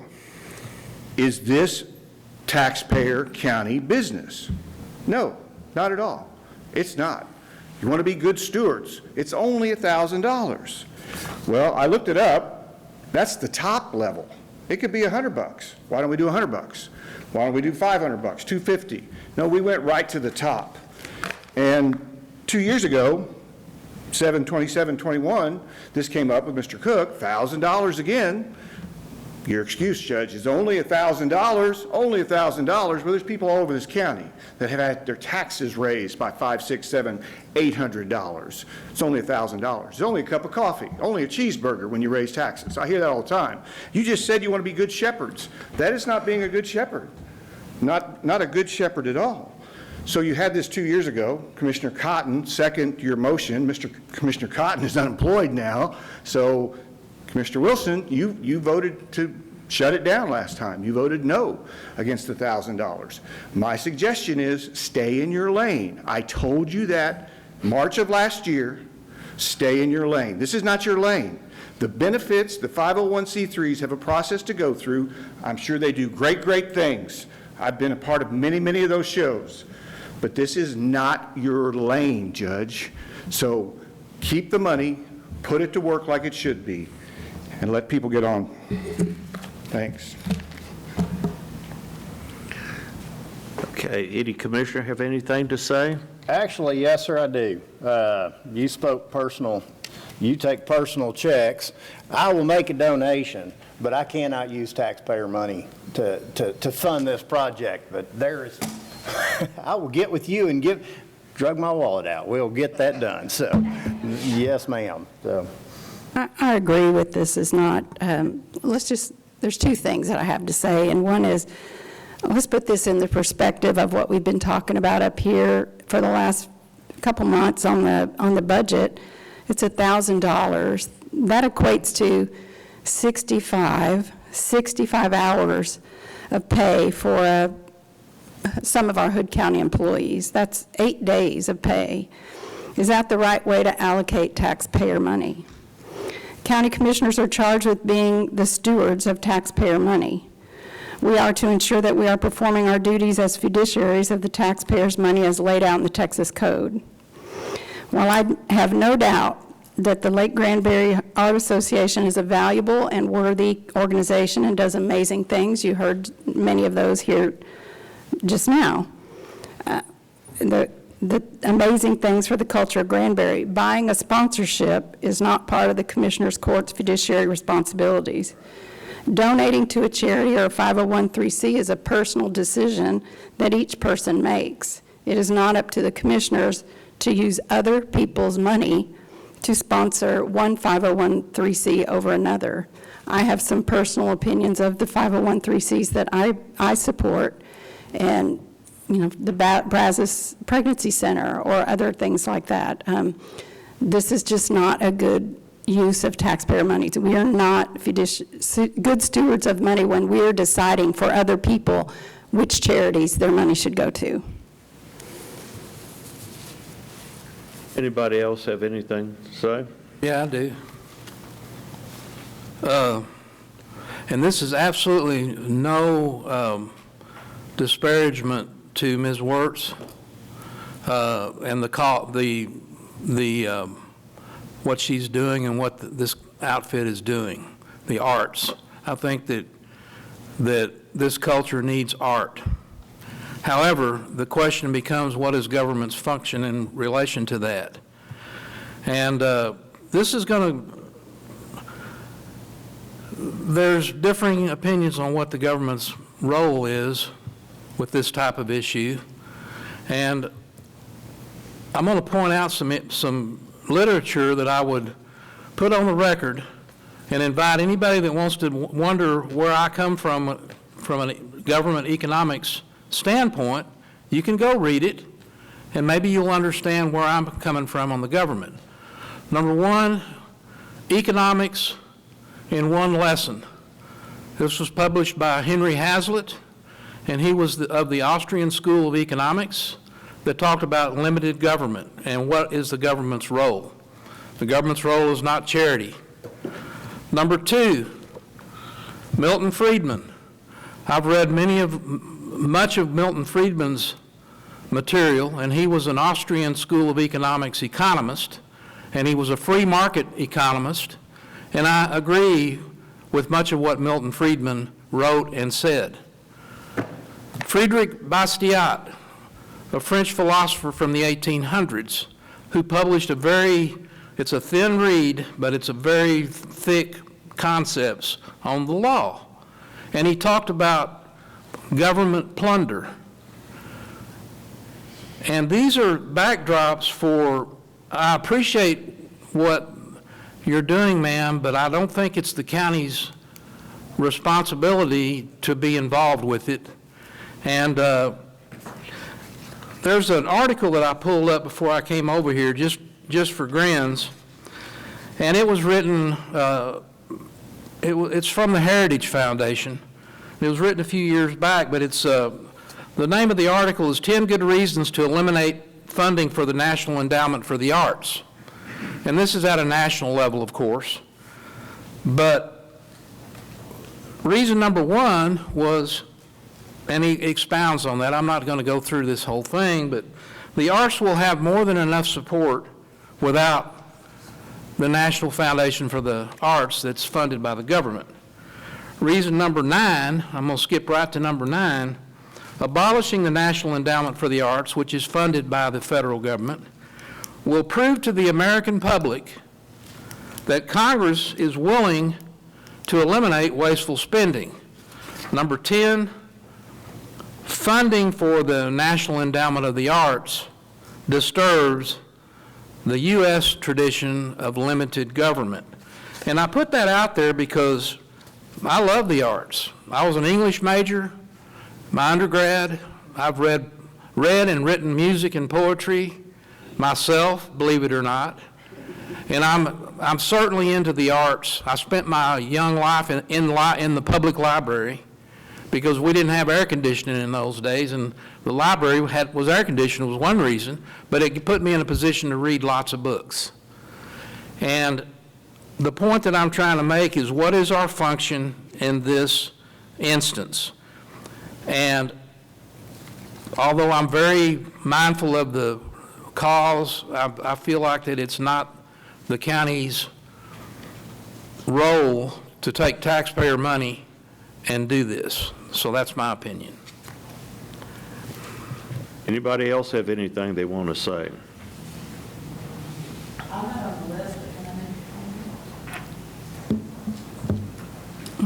Just follow the process. Well, Follow your oh, rules. you're, oh, ma'am, you can't, yes, come on up. I appreciate your thoughts and the consideration, and I respect your decisions. So. Okay. Yeah. Well, we haven't voted yet. Ms. Wertz, we, Doctor's appointment. Bye. oh, okay, bye, bye, bye, thank you. Actually, I got a motion to make. Thank you. Like I say, I don't mean to be disrespectful, but I understand, you told me that, bye. Thank you. So I make a motion that the judge pay $1,000 for this endeavor. I want to tell thanks to Mr. Steve Biggers and Dave and everybody else that last year when this failed, I had told Bob Cook when he came to see me that I really thought that the arts is very special, and especially for Granbury. A lot of people come here for the wine and for the art, and that brings a lot of tourists here, and that's a really good deal. And I said I'd be glad to sponsor it, and then I don't know what the council's going to, what the commissioner's court's going to do, but I will certainly bring it up. And it did not pass, and Ron Massengill did write a personal check for $1,000. And I write a lot of other personal checks to a lot of good 501c3s here that we have here, and you're a member of a lot of them, and so are you, Dominique, that know about that. But anyway, having said that, I'm going to go ahead and formally go ahead and make the motion that Hood County go ahead and contribute $1,000 to this 501c3 that teaches children. And if you take 40 children or 50 children for the summer and take care of them, I mean, the county is certainly getting back a lot more than $1,000 is what I say. So anything that has the children and gives them something to do and creates an appreciation for arts is an investment in our children, and I certainly believe that that is a place for the county. And I don't care what a bunch of Austrians or Frenchmen did back in the 1800s. That's very fine, but I'm here in 2023, and if we can help children with what's going on today, I think we should, and it's our duty. So I make a motion that we contribute $1,000 to the Lake Granbury Art Association. I thought Mr. Do I hear a Commissioner Eagle second? already had a motion. Didn't Mr. Eagle have a motion He made a already? motion that I personally pay Well, $1,000. we didn't do anything with that I motion. think he was being facetious Oh, when was he he? does I that. don't know. Are you withdrawing your motion, Commissioner Eagle? Not if somebody will second it. You know, I really don't think, I think Mr. Eagle has a lot of fun here. I take this very seriously here. I don't think this commissioner's court here can compel me to personally do anything. So it's a frivolous motion, and I think it's time to move on. So So you vetoed my motion, that's all right.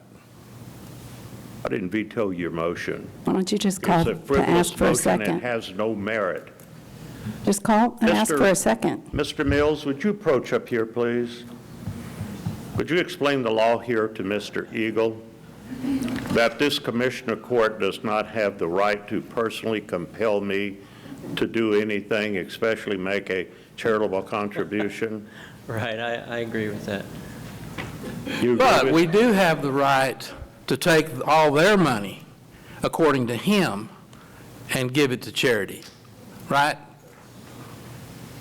I mean, we've been doing things of that nature for a while, whether that's right or wrong. I mean, I couldn't find anywhere in the Texas code that's, when I looked under the statutes that define the responsibilities of Commissioners Court, I couldn't find anything that said that we were authorized to give taxpayer money to charities. And I know that that's happened. Right. But I couldn't find, if you can point it out to me where it says that we're authorized to give taxpayer money to a 501(c), I'd like to see it. yeah, And there's nothing that says that we can't do it. well, It's I mean, nothing to say we can't do it. Isn't that correct? Mr. well, Rowell? let me get back to you in 2 weeks if you don't mind. I mean, because we've been, whether you talk about the transit system or you talk about the money from the federal government that's gone to Mission Granbury and a million others, I mean, there's been a lot of it. Now, whether we should or should not is up to y'all, I think, but I'll do more checking on the legalities of those things. But I don't think we can target one person to make a donation. But we have, I'm just following the process. We have a motion. If there's not a second, then move on, but no one's called for a second. Okay, well. Or acknowledge I that mean, there's if you not wanna- one. Well, I object to the fact that it's a meritless motion and has no place. It's unlawful for him. It's not within the purview of this Commissioners Court to make a motion that any private citizen or anybody sitting on this court make a contribution to a charity. I'd Right, like I to mean- put my personal contributions up against Commissioner Dave Eagle's contributions any day of the week as to what he gives back to this community.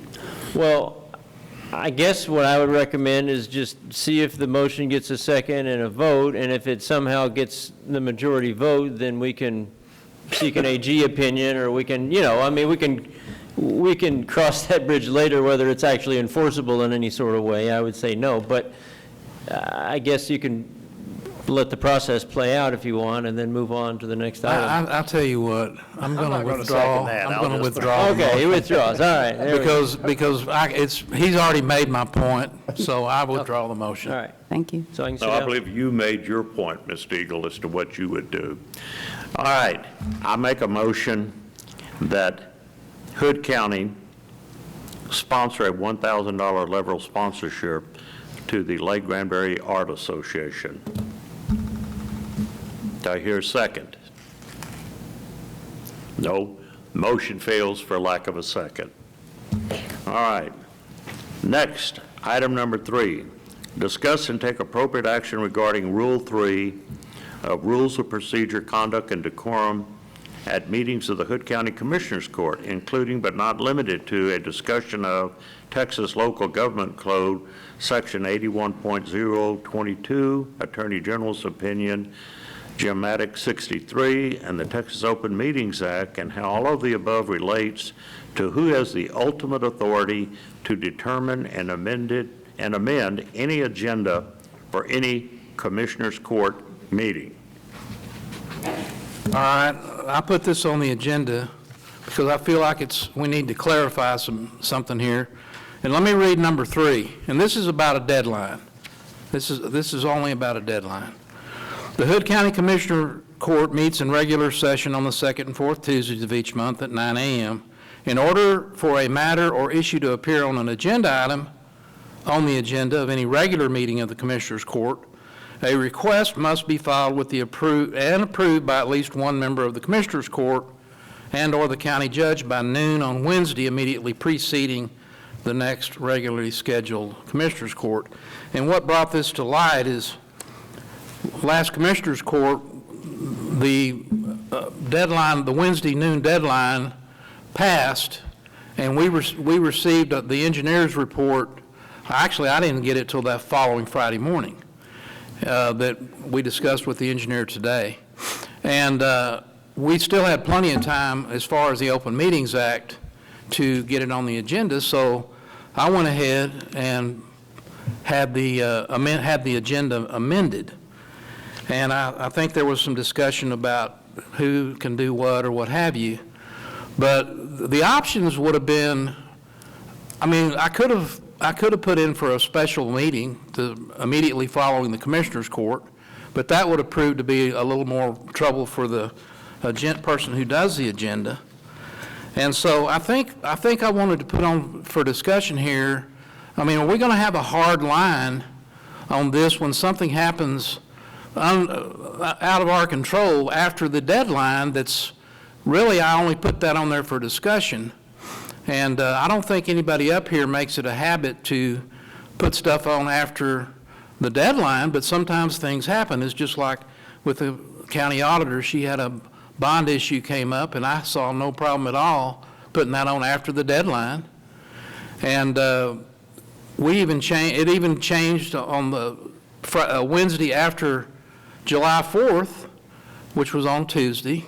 The deadline was Wednesday, noon Wednesday, but bumped it back to 4 o'clock so that people could get their stuff in. Well, that's reasonable.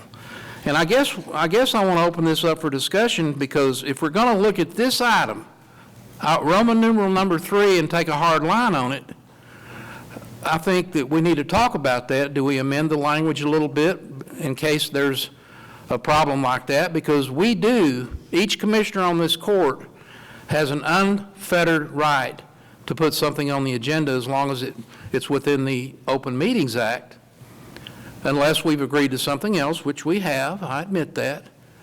But if we're going to take a hard line on it, I'm suggesting that maybe we modify the language a little bit, because I'm sure even the judge sometimes, and Mr. Wilson sometimes, may have something that comes in after the deadline that needs to get on the agenda instead of waiting another 3 weeks. So I put it on there to, I guess, pose the question, do we want to take a hard line on this? And I guess I open the floor up for that. Let me go ahead and address it. I think we all got the study on Friday morning. That's when I got it. And Brenda Lampert, who works in my court and does the agenda, came into me because we do have the rule that was passed by the entire Commissioners Court that the deadline for putting something on the agenda for the following Tuesday is noon Wednesday. And I said, really adhere to that. And it's not a trouble anymore. You got to have something, or somebody will be coming up with something at 2 o'clock or 4 o'clock or the next morning or whatever. So there's a hard line on it. And she came into me and she said, a commissioner has come in wanting to put this report on for Tuesday's agenda, which of course was way past the noon Wednesday deadline. And I thought about it and I said, well, it's something that all of us got at the same time, so nobody dropped the ball, nobody was negligent, nobody was anything. We all got it at the same time.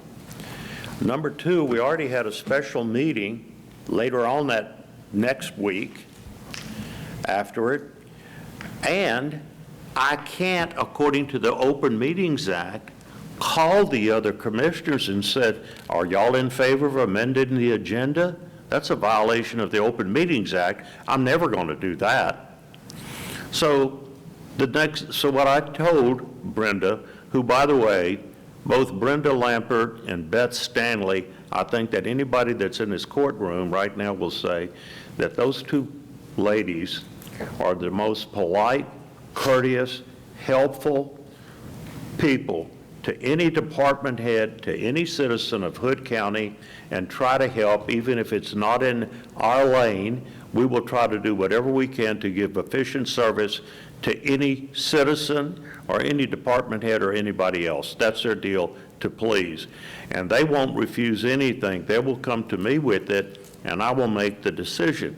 And I said, go ahead and put it on. That's the right thing to do. And then on Tuesday, if some commissioner says, hey, that violated the Wednesday noon, and the rest of the court agrees with it, it wouldn't be considered and we wouldn't have to take it up. So it'd be no harm, no foul anyway. So that's the way I think it has to be done. But I think you do have to have clear rules, and we do have clear rules. Another thing that came up, because we had 4th of July fall this year the way it did, and the county was closed both Monday and Tuesday. And to make matter worse, Beth Stanley was on vacation, and that had been planned for 6 months. She was out seeing her daughter and her family. So poor Brenda Lampert, she's sitting there on Wednesday. She's worked Friday, and she came in early another day to try to get the agenda all prepared. But she came to me, and we had discussed it in the previous commissioner's court. I think it was actually Becky Kidd's idea that since Monday and Tuesday the county was closed, is to extend the deadline from noon Wednesday to 2 o'clock. And it was all discussed. I don't think we actually took a formal vote on it, but it was just understood that we'd extend the deadline to 2 o'clock. But she came in on Wednesday and said, Judge, I don't think I'm going to be able to do it. I really need to extend it a couple of hours. And I said, well, go ahead and do it, because we got to get the agenda out. And so it's only in circumstances like that somebody has got to do it. So Brenda's responsible for doing the agenda, so that's 2 times. But I can't call each one of the commissioners, or 3 of them. That's called a walking quorum. It's against the law. You can't do that. So I think that the rules we got are made and work well.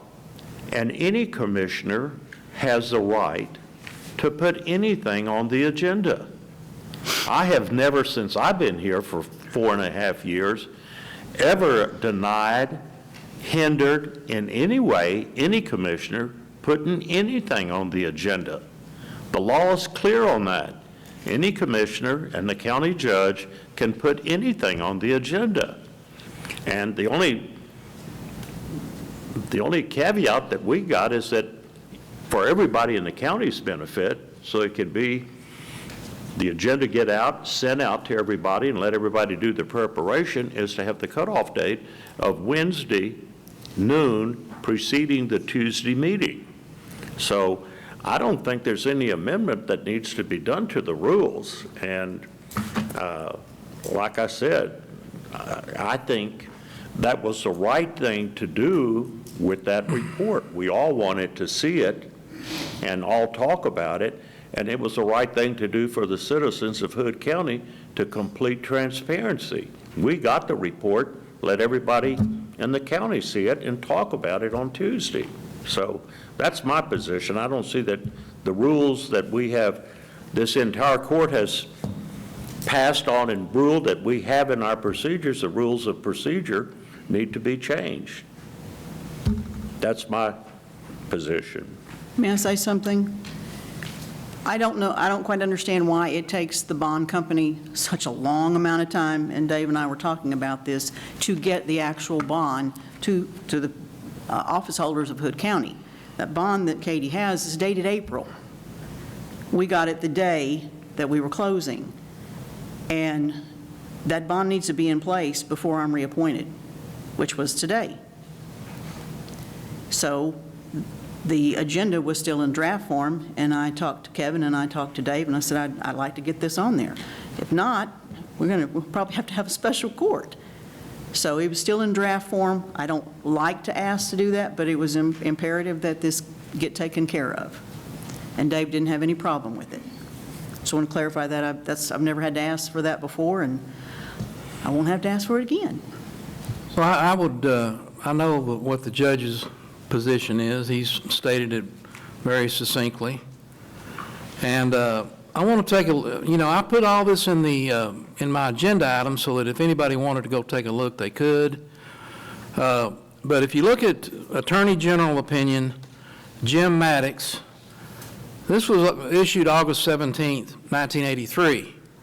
And there was a dispute between the county judge, county clerk, and commissioners over who's supposed to do what with an agenda. And it ends up getting sent down for an opinion by the county attorney. And the summary of Mr. Maddox's opinion, after he goes through some cases, is that neither the county judge nor the county clerk controls the preparation of the agenda for the Commissioners Court. The Commissioners Court as a whole has the authority to determine and amend its own agenda. And the reason I point that out is I realize that we've made this agreement on the deadline Wednesday to help the person who is doing the agenda, and that person happens to be in the judge's office, so that the judge has, he has more oversight and control over it. But here's the thing.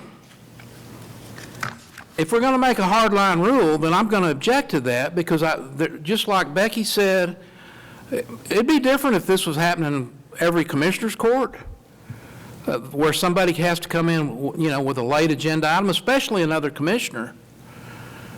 But I want to read Government Code, Local Government Code number 81, Section 81.003, Local Government Code.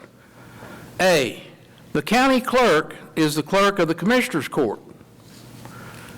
The clerk shall serve the court during each of its terms, keep the court's books, papers, records, and effects, and 3, issue notices, writs, and process necessary for proper execution of the court's powers and duties. So actually, if we wanted to, if there's going to be a problem, we could take and have the agenda done over at the county clerk's office. And maybe that would be an easier thing, because I don't like the idea of one person deciding they're the gatekeeper on agenda items if we're not going to modify this language. Ms. Lang, would you be able to do the agenda if we needed to do that? Well, according to the law, it's really in my purview, so. Have you got anybody in your office that could do that? Well, yes, I have an employee that was employed by the judge, and that was her responsibility, so she knows all about it and can pick it up from day one, so.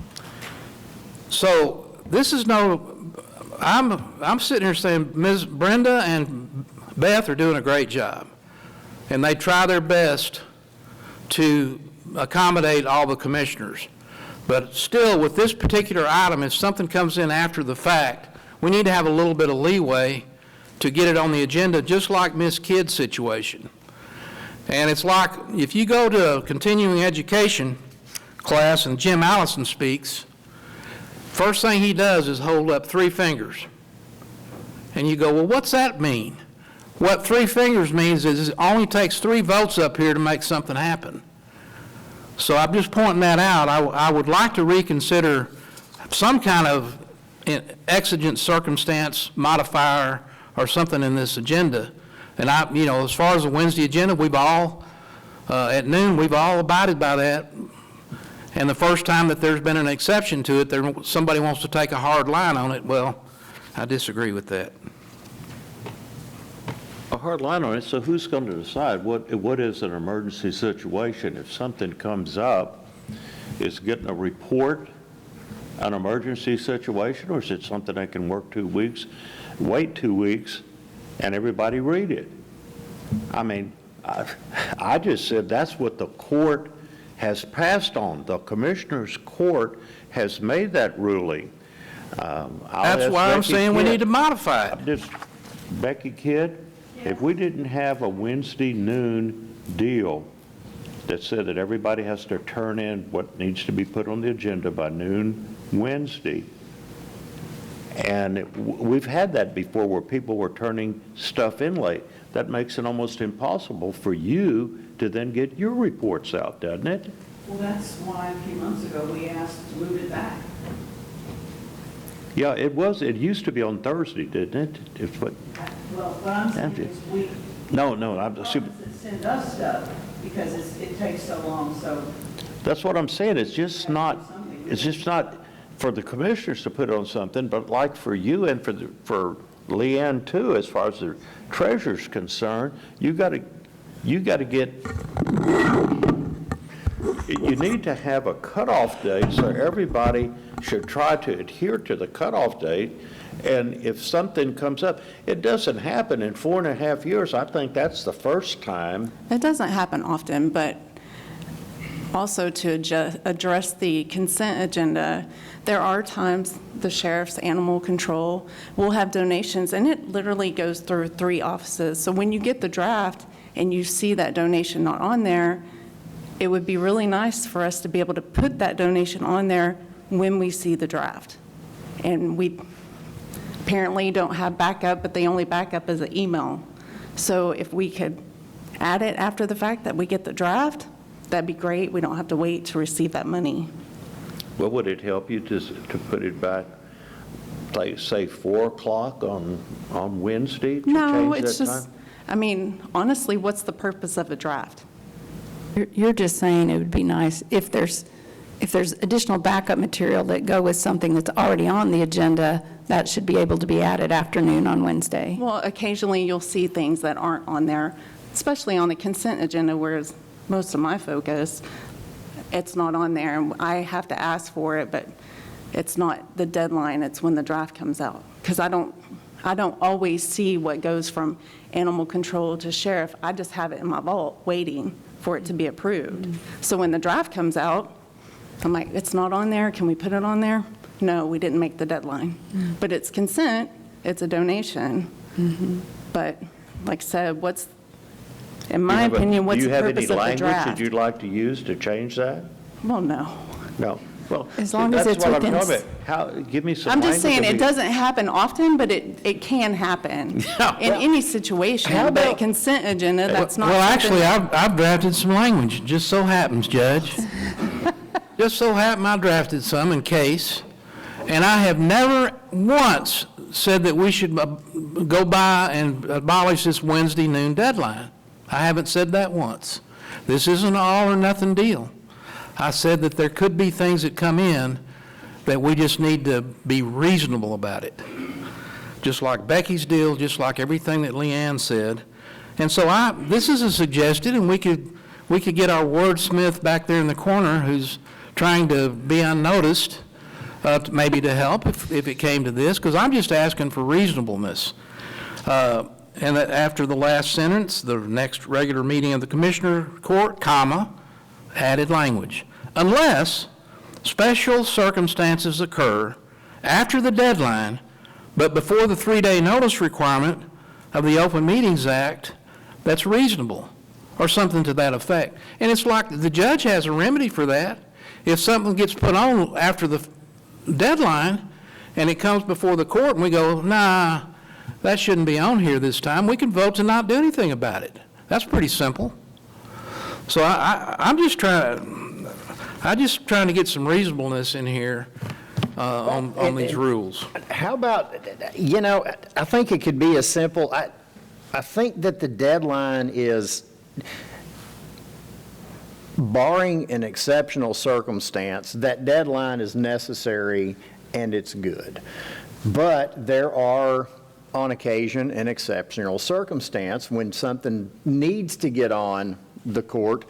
Can we do something like, hey, as a gentleman's agreement for, gentlewoman's agreement, my apologies, that we say, hey, we're going to get everything in on noon on Wednesday to do the agenda, but under an extraordinary circumstance, if something gets put on after that, maybe we could just say any commissioner that wants to pull that comes up to the next court because they haven't had time to address it or study it or whatever else, could we do something like that? Huh? We table it at that point. Yes. Yeah, and I don't even know if I would want that necessarily to have to be a 3-vote majority, because there could be something that, heck, I remember there was something, I can't remember exactly what it was, but I think we got it on Monday, and it was like 98 pages, and whenever we came to court the next Tuesday, I'm like, I haven't read this, I don't know, I can't really speak to it, and that put me in a situation, and I think that we went ahead and took action on whatever that item was. So I would like to be able to say, hey, I got this thing on Monday, I didn't read 98 pages last night, can we just pull that thing until the next court? I would think anything that doesn't make it on the agenda by the deadline on Wednesday can be removed by any commissioner in court, something to that effect. Is that agreeable? It's agreeable with me. I just need to know what time the train leaves. I can read the law, and I'll follow the rules. That's what I always have done. If y'all want to change it, let's table this and work on the language and get the input from Mr. Mills on the thing, and then... Well, the other thing is we can always call for a special, special commissioners meeting. That's always an option, if it's that critical. Yeah, and I think that this unnecessarily puts some stress on Brenda and Beth, and God bless their souls. Those ladies are so polite and so willing to work with us, and I don't want to put them in an uncomfortable position in any way. And don't let them get caught up in any kind of a political fight on this. So, well, it's just like with Becky, with the situation with Becky's bond. You still got to get a commissioner to do it. And she, gave us the courtesy of call and say, hey, man, I'm in a bind here. And she talked to me, and she said she talked to Commissioner Andrews. It's like, yeah, no problem. I mean, there's got to be reasonableness in what we're doing. Because the deadline we've got is under the Open Meetings Act.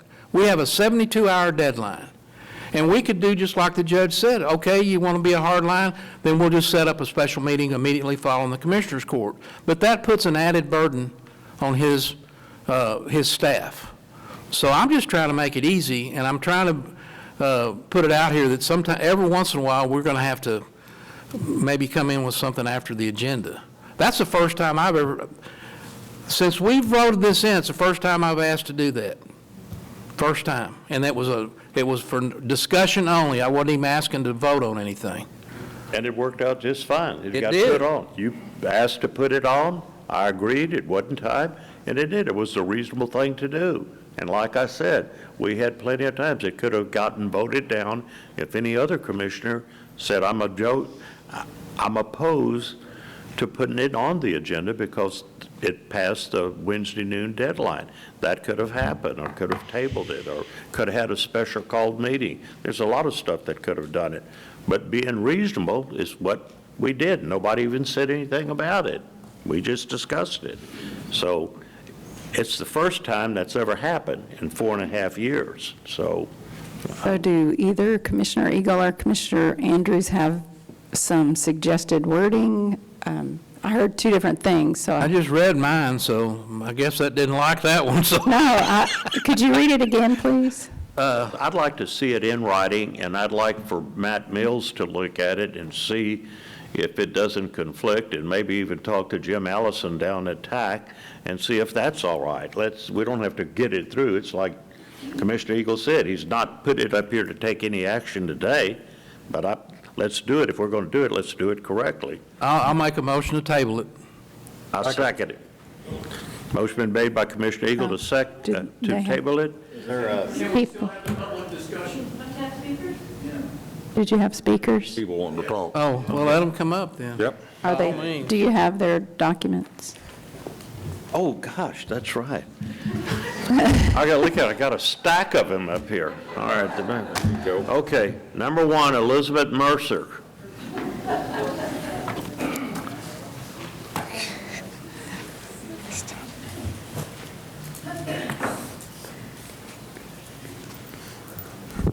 Hi, well, I had to put my name in before you discussed it, because those are the rules.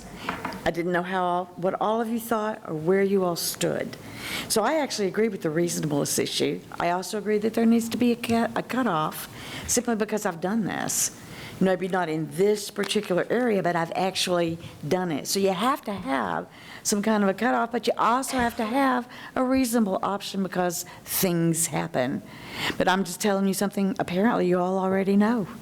So, sorry I wasted your time. I actually agree with everything that's been said, and I hope you get the verbiage correct. I do agree that there probably should be some verbiage, because as much as I would like to say the gentleman's agreement would work, we all know it doesn't. If you got it in writing, then nobody's head rolls.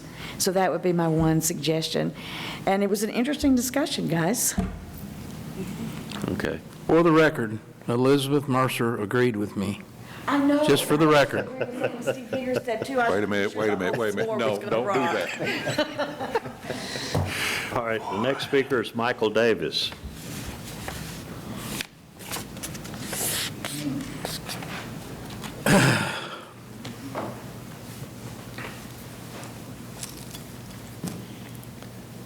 All right, you just stick around, cool. It's your agenda item, you should. So, you know why it shouldn't be granted? Because you didn't follow the rules. Rules are put in place, you follow them.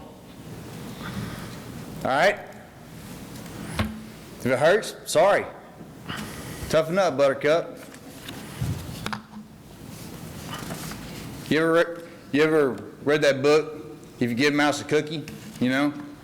Give him a cookie, he wants some milk, wants a pillow, wants to go to sleep, all that good stuff, wants a napkin, all that. Yeah.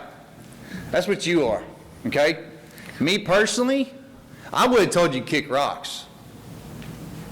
If you'd have brought something after the Wednesday noon deadline, I would have told you to kick rocks. The judge, kudos to him. He's a lot nicer than I am. Another reason why we have rules, okay, is to, create that order, okay? The moment you start making provisions, then they can bend the rules just a little bit more. You got your way and you're still whining.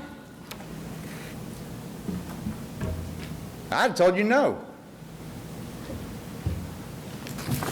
My 9-year-old, I don't bend with. I tell her to do something, she does it. And she gets it.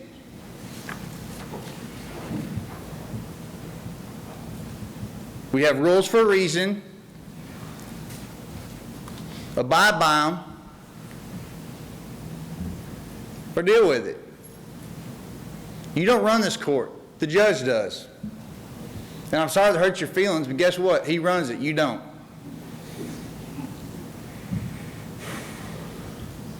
I think you're a tad bit too big for your britches.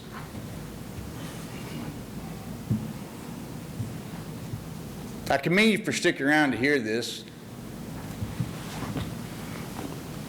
But we got rules for a reason. We follow them and we enforce them. Judge is a much nicer guy than I was, or I would have been. I told you, sorry. Gotta wait your turn. Appreciate it. Okay, Dr. Granick. Yes, Judge and Commissioners, some of this reminds me, this reflects an issue 2 weeks ago where who was responsible for presenting that motion and such, and there was a squabble there. That squabble reminds me of when my 4 and 6 or my grandsons, when they were 4 and 6, would say, "Oh, mine's bigger than yours," or "I did it first." There has to be rules. There has to be some deadline to get it published in time. You can't have the people publishing it, someone coming in. If you set 4 o'clock on Wednesday, someone's going to come in at 4:15. If and whoever does it is going to have to stay over. Commissioner Eagles says that the county clerk can do it by the rules, but county clerk has said she didn't have enough manpower to convert to the Tyler system, but now she has enough manpower to do this. But more than that, when we started before the open mic, Commissioner Eagle read the rules that are available as you walk in, largely. I wish they'd be respectful of the constituents and the citizens who are here and take up all this time for squabbling. Y'all have a lot to do, and to do this personal squabbling can be done on one's own time if it's not really true. And I'm going to keep my, whatever, there are rules and everyone should follow the same set of rules. Consistent with the Open Meeting Act and being respectful for everyone here, I'm going to keep my conversational list to a minimum. Thank you. All right, Carolyn Reeves. I think she's left, didn't she? I believe I was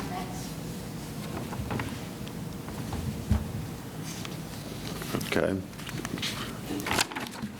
Judge, Commissioners, the title of your rules and procedures is Rules and Procedures, Conduct and Decorum at Meetings of the Hood County Commissioners Court. It doesn't say Hood County Judge. It says Hood County Commissioners Court. So I believe all of you are responsible for the rules and following them, not overseen by the judge. That's not his role. So it's the whole county court. Thank you. Brad Yarborough.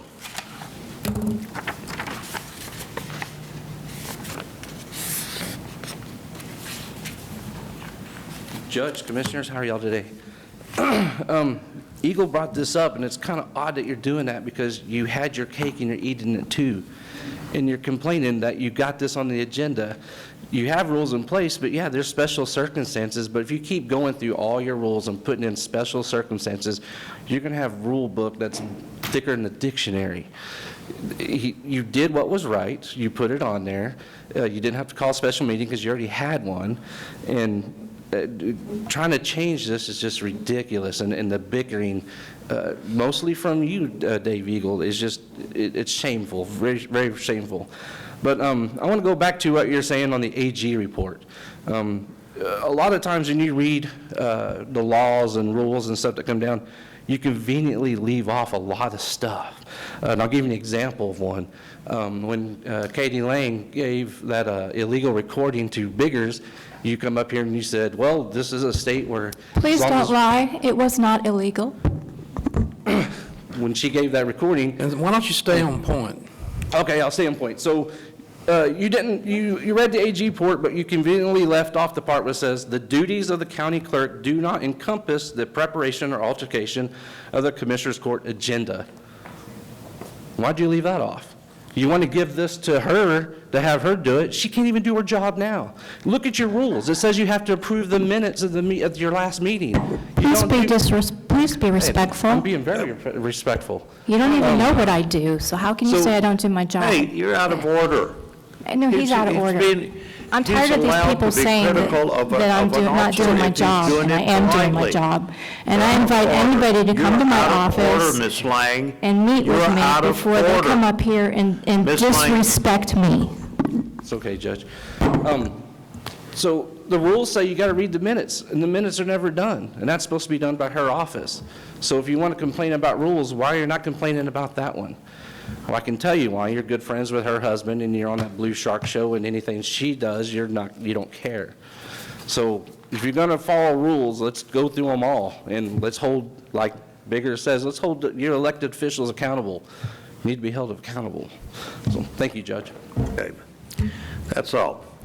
Now, we have a motion by Commissioner Eagle to table item number 3, second by Commissioner Wilson.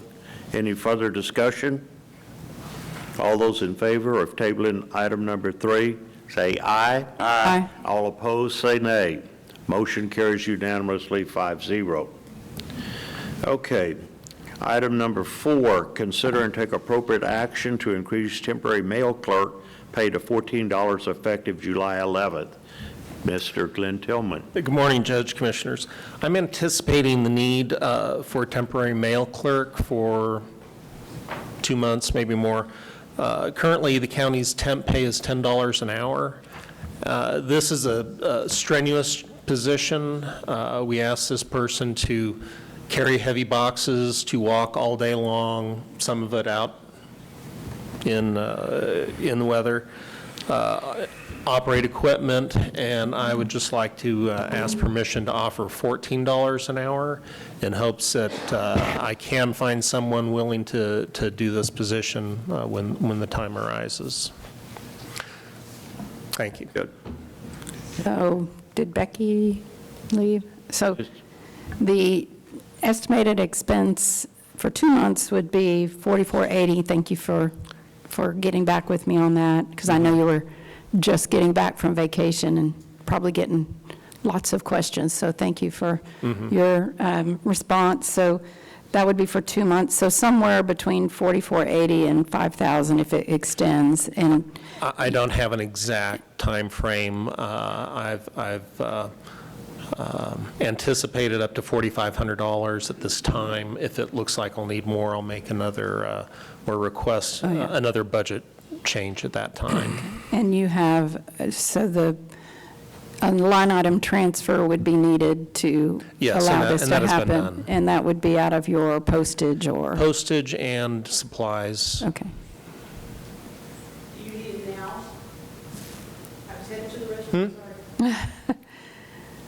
No, that has actually been taken care of.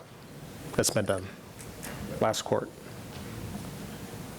So that, I guess there would be a line item transfer in the next court to move the money if it's approved, is what you're saying? If it's necessary, I don't think it's going to be necessary just yet, right? I've already transferred the funds. Okay. That part's been done. I'm just asking for a change in The hourly rate that I can offer someone. I don't have an exact date of it, other than the near future. But I'm asking for a change in the pay rate when that time comes. From $10 to $14 an hour. You can make Yes. more than that at Whataburger or whatever. So do I hear a motion? I just have one more question. When was the line item transfer? In the last court. In the last court? Yes. Okay, I'll go look. I was late getting this, and so here I am today. Okay. Now, do I hear appropriate motion? I move that we increase the temporary mail clerk pay to $14 an hour effective July 11, 2023. I second the motion. Okay, motion been made by Commissioner Wilson to increase the temporary mail clerk pay to $14 an hour effective July 2nd, second by Ron Massengale, County Judge. Any further discussion? All those in favor say aye. Aye. All opposed say nay. Motion carries 5-0. Thank you, Mr. Tillman. Thank you. Okay. Item number 5. Discuss the inspection procedure related to Texas county jails under Texas Government Code, Commissional Jail Standards, Texas Administrative Code, Minimum Jail Standards, Texas Local Code Government, Section 351.001, and any other applicable law, regulation, or directive to set inspections, including a discussion of the facility needs analysis prepared by the Texas Commission on Jail Standards dated April the 19th, 2023. No action will be taken. Well, I'll tell you this. I think we can do all this reading and studying that you want to about all this, but the proof is in the pudding, as they say. Sheriff Deeds and Captain Eric Tuberville have passed 14, or is it 15? 15 consecutive jail inspections. That speaks for itself.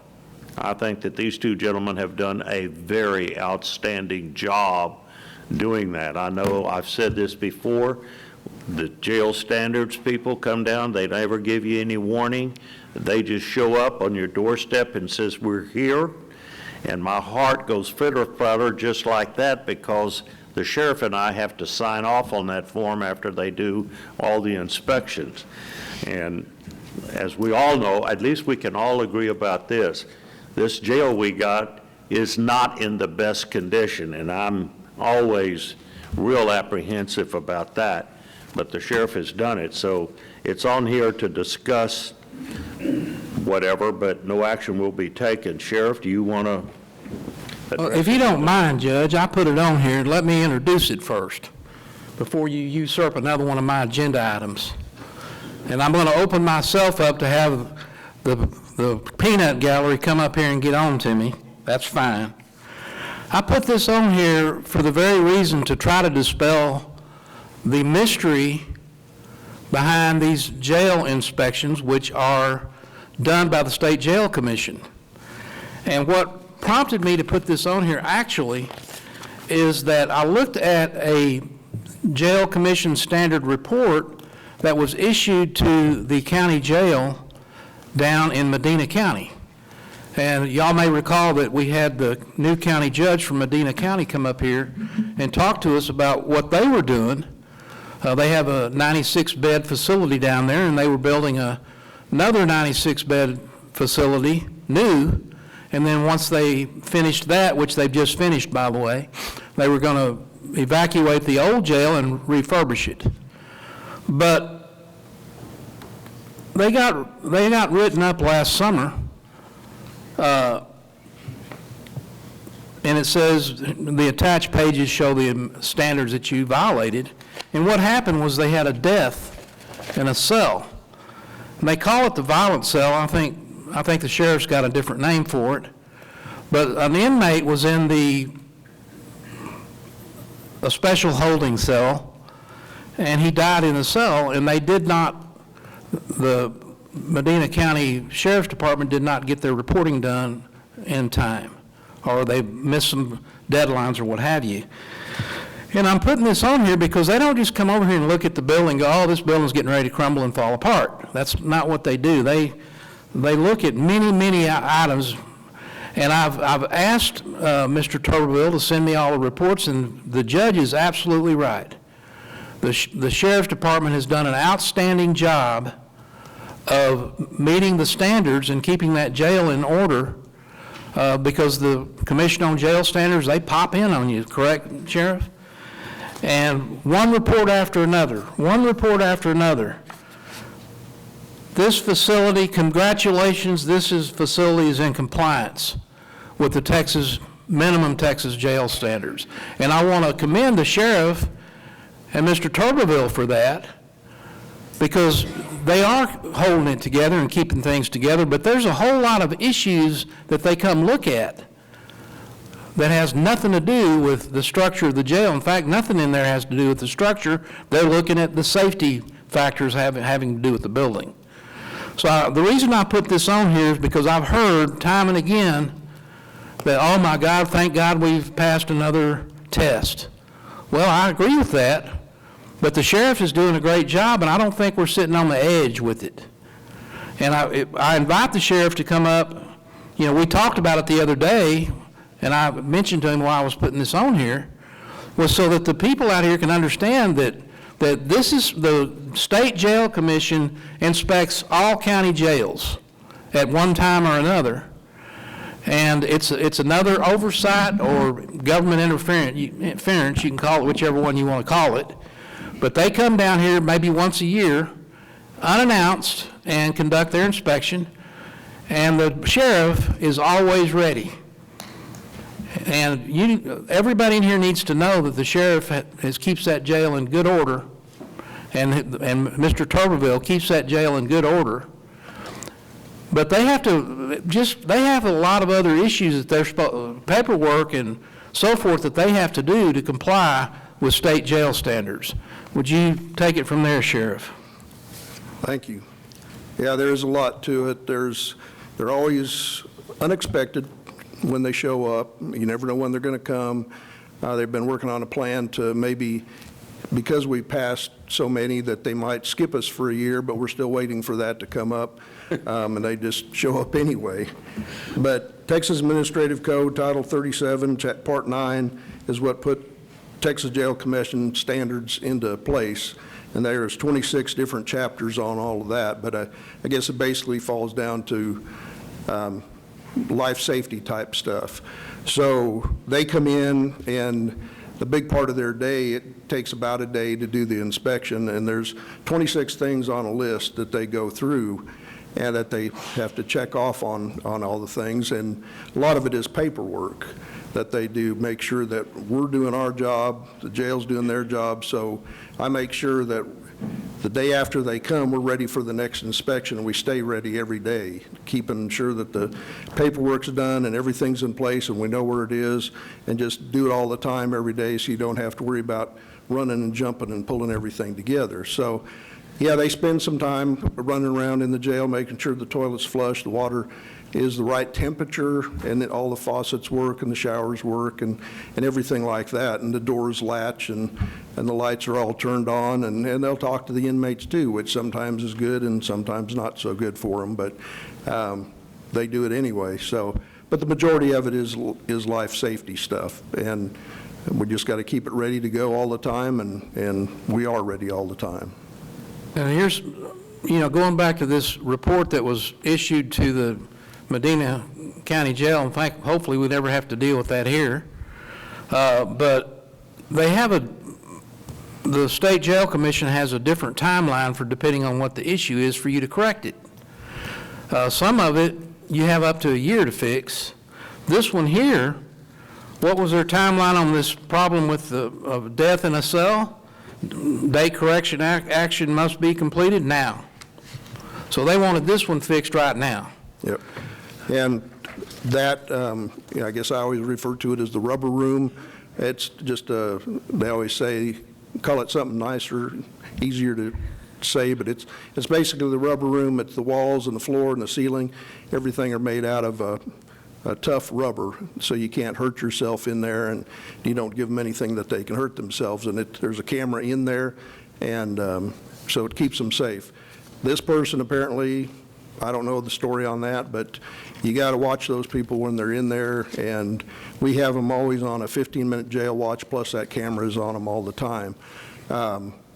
There's been times when we've had somebody sitting at the door because they want to take their life so bad. I don't know if this is a medical issue or what the thing was, but that's the biggest thing with the inmates is you got to pay attention to them and do your regular checks on building the cell checks on everything as often as you need to or more often. So yeah, and it looks like they didn't do that. If you read the deficiency noted, they say custodial death of an inmate, it was determined he was placed in the violence cell, they call it violence cell, on the evening of February 10th and remained in the cell until the evening of February 13th, 3 days. During this time, no documented reassessment was conducted, so they got in trouble for not keep doing what you said you guys do as a matter of routine. Yeah, you got to check on those people. It's all documented. We have a paper system, and then in the last, I don't know how many years, 6 or 7, we have a system where it makes it a little easier on the person. They look in on them, make sure they're still breathing, moving, everybody's okay, do the count, and it looks like a cell phone, and they check it off with a deal next to the door, so it automatically registers in that they've done their check. So, yeah, you got to stay up on that stuff, and that's one of the big catchers that a jail commission has, is doing those checks when they're supposed to be done. And if you're late, they'll write you up for that. In this case, they were way late. Yeah, way late. And I'm going to go, I'm planning a trip down there sometime in the next few days. I'm going to be real curious, just for grins, of what the circumstances were. You try to imagine how somebody, does himself in a padded cell, but, that's interesting. But anyway, I'm going to go down there. I want to go down there and look at the new jail they've got, look at what they're doing with the old jail, and talk to the county judge down there. He invited us down there to come take a look, so I'm planning on taking him up on it. On that, their sheriff is a great guy. He's been in office for possibly longer than I've been in Randy office. Brown? And yeah, he's a great guy. He's about 6'7", 8", something like that. So he can definitely get a bird's eye view on everything. But anyway, on some of the other things that have been talked about today, like the epoxy and all of that, I think that's one of those situations where we'd have to evacuate the jail before we could do any of that. Like last week was another incident where we had Somerville County, Erath County, and Brown County say, hey, we can't hold any more females. You got to come and get them or not bring us any more for sure. So we had to take more over to Johnson County. So if that day comes where we have to evacuate half the jail or all of the jail, we got a big problem. So, and that's what worries me every day for quite a few years, with people saying, hey, we got problems, come and get them. And we've had to do that many times, Somerville and Erath County, and then Brown County too. So it's getting worse as days go on, time goes on, because of population. I think we got 54 females in the system. That jail was built to hold 20, so that's the biggest problem we have. So. And for the last week, the jail report shows that the number of females in this facility here exceeds the 20 every day. Yeah, not counting the ones we've got out of county. Yeah, when we're trying to find places for them, and they say, well, I think I can get bonded out, then we keep them in holding, or if we can't find a place for them, we'll keep them in there as long as we possibly have to until we get them moved someplace else. So. Well, that's all I had. I just wanted to give the sheriff a minute to kind of explain what happens when they come in here, and actually commend him as well and his staff for taking care of the situation and being, there on the spot and let everybody out here know that there's many, many things that they come in here and look at, not just one thing. Thank you, Sheriff. All right, David Ferris. Could we take a break? Did he leave? He's gone. Okay, he left, okay. Dr. Granick.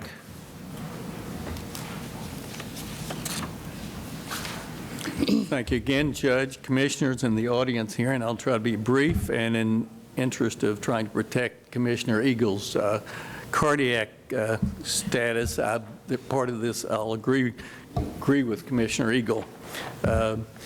This is from Hood County News, March 3rd, 2018, to a partial question. The Commissioner's Court is facing serious financial challenges, including the need for a larger jail. This is the response of then candidate David Eagle. There are many moving parts involving the 23-year-old county jail. That issues are not new. They have been on the back burner for some time. Some argue a new jail needs to be built. Some argue that the current jail could be expanded to include some renovations to the existing structure. Some say the jail as it exists is just fine. Some argue that the jail should be privatized. Relevant factors need to be quantified to determine the interrelation between the jail occupancy and any proposed new court. A comprehensive evaluation should be conducted to determine current and future needs regarding the jail and any additional court, and whether there is a direct correlation between the two. A county jail and an adequate court system are essential services which should take priority over such non-essential projects as the $12 million YMCA and the $5 million library expansion project. That's the end of the quote.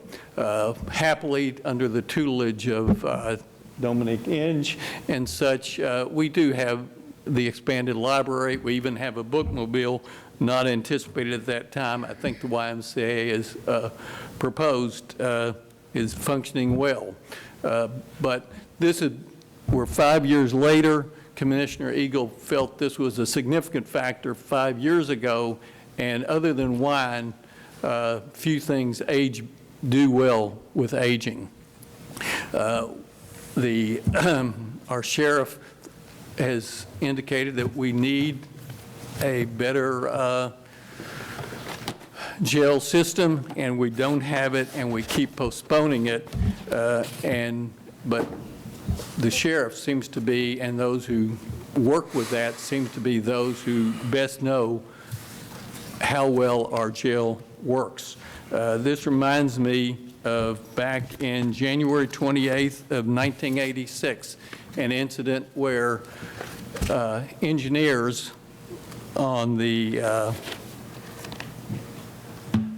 when the shuttle's Challenger was going to take off, and it was exceptionally cold, and engineers advised their supervisors, who were contracted by NASA, that this was not safe to do it because of the temperatures in Florida at the time. But administrators up above said, there's no problem. This is safe. The President of the United States wants to give his State of the Union later on, and so we need to go ahead and let this Challenger take off. We can all remember what happened. We lost the astronauts. You know, the people who work with the jail think we need it. Commissioner Eagle, before he became commissioner, said this was a problem that needed to be addressed. I think we've postponed this so long. No one's saying that we need to level the present building. It just is not adequate. It's not going to be adequate for 20 years for what it's presently being used for. It can be used in a different function, and we should proceed to take the advice of experts, not just a walk-through inspection, that we have to deal with getting a new jail. Thank you. Hey, what was the date that I said that? That would be in the Hood County News, March 3rd, 2018. That was pretty good. Brad, You much summed it up. How's your cardiac status? I'm working on it. I guess you can call me Mr. Peanut. I think a lot of people are missing the point on the new jails. Not this one's crumbling, it's not going to last, which we don't know if it's going to last. The problem is the town is growing. And the more we grow, the more crime we're going to have, more people are going to get in there. We're already spending $500,000 a year to house inmates somewhere else. If we build a new jail, we could possibly bring in that money. Becky Kidd has laid out a plan on how we could pay for that without doing a bond. I don't understand. I think I know. I think it's because Mr. Wilson wanted to do the new jail, and because he suggested it, you're like, no, not going to happen. So I just understand that part. You're conservatives, but y'all don't mind spending $500,000 a year sending inmates somewhere else. I cannot wrap my head around that.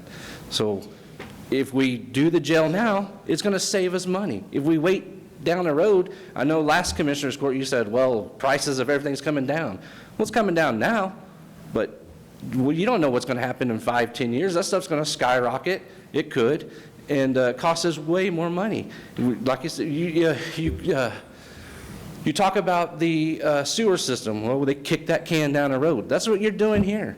And that jail's going to cost us twice as much if we do it later on and then we do it now. That $500,000 a year just blows my mind. We could be bringing in that money. Again, y'all need to listen to Becky. She outlined this whole thing for y'all. And I guarantee she's smarter with money than anybody here. So thank you. Mr. Yarborough, I challenge you to bring us one thing, I don't care what it is, that the government does that brings in money, that's over and above what they take, anything. Well, that's not... Next court, you can bring it. But, okay, so we're spending $500,000 now. And we could be bringing that money in by housing inmates from other towns. But you're not backing out. That $500,000 number that you've given us, you're not backing out what it costs us to keep them here. If you back that number out, you'll see what the real number is in cost. Well, give it to me. I don't have it in front of me. I don't either. I'll do some research for sure. You know, the last time you challenged me on something, it was on the Blue Shark show. You said, I challenge you to show me where we singled out one person or we, oh God, I can't think of the word, but you do it every Blue Shark show. You know, Blue Shark hasn't done anything since January. Yeah, I know. You guys are obsessed with that deal for sure. Well, absolutely, because you go on there and you mislead people over and over and over again. You call me the peanut gallery, but if you would stop misleading people, I wouldn't have to expose you all the time. You're not exposing anything. Okay. All right. Thank you, Judge. All right. Okay, now I'm going to make a couple of comments. According to Chapter 351, County Jails and Law Enforcement, Subchapter A, County Jail Facilities. The Commissioners Court of a county shall provide safe and suitable jails for the county. Jails must be located at the county seat unless the county has only one jail, in which case the jail may be located anywhere in the county at the discretion of the Commissioners Court. Exemption 351.003. A county with a population not large enough to justify building a new county jail or remodeling an existing county jail in order to comply with the standards in this subchapter is exempt from this subchapter if the Commissioners Court contracts with another county to incarcerate its prisoners, which we're doing with 4 counties at this point. 5, I take that back, 5 counties. We have prisoners in 4.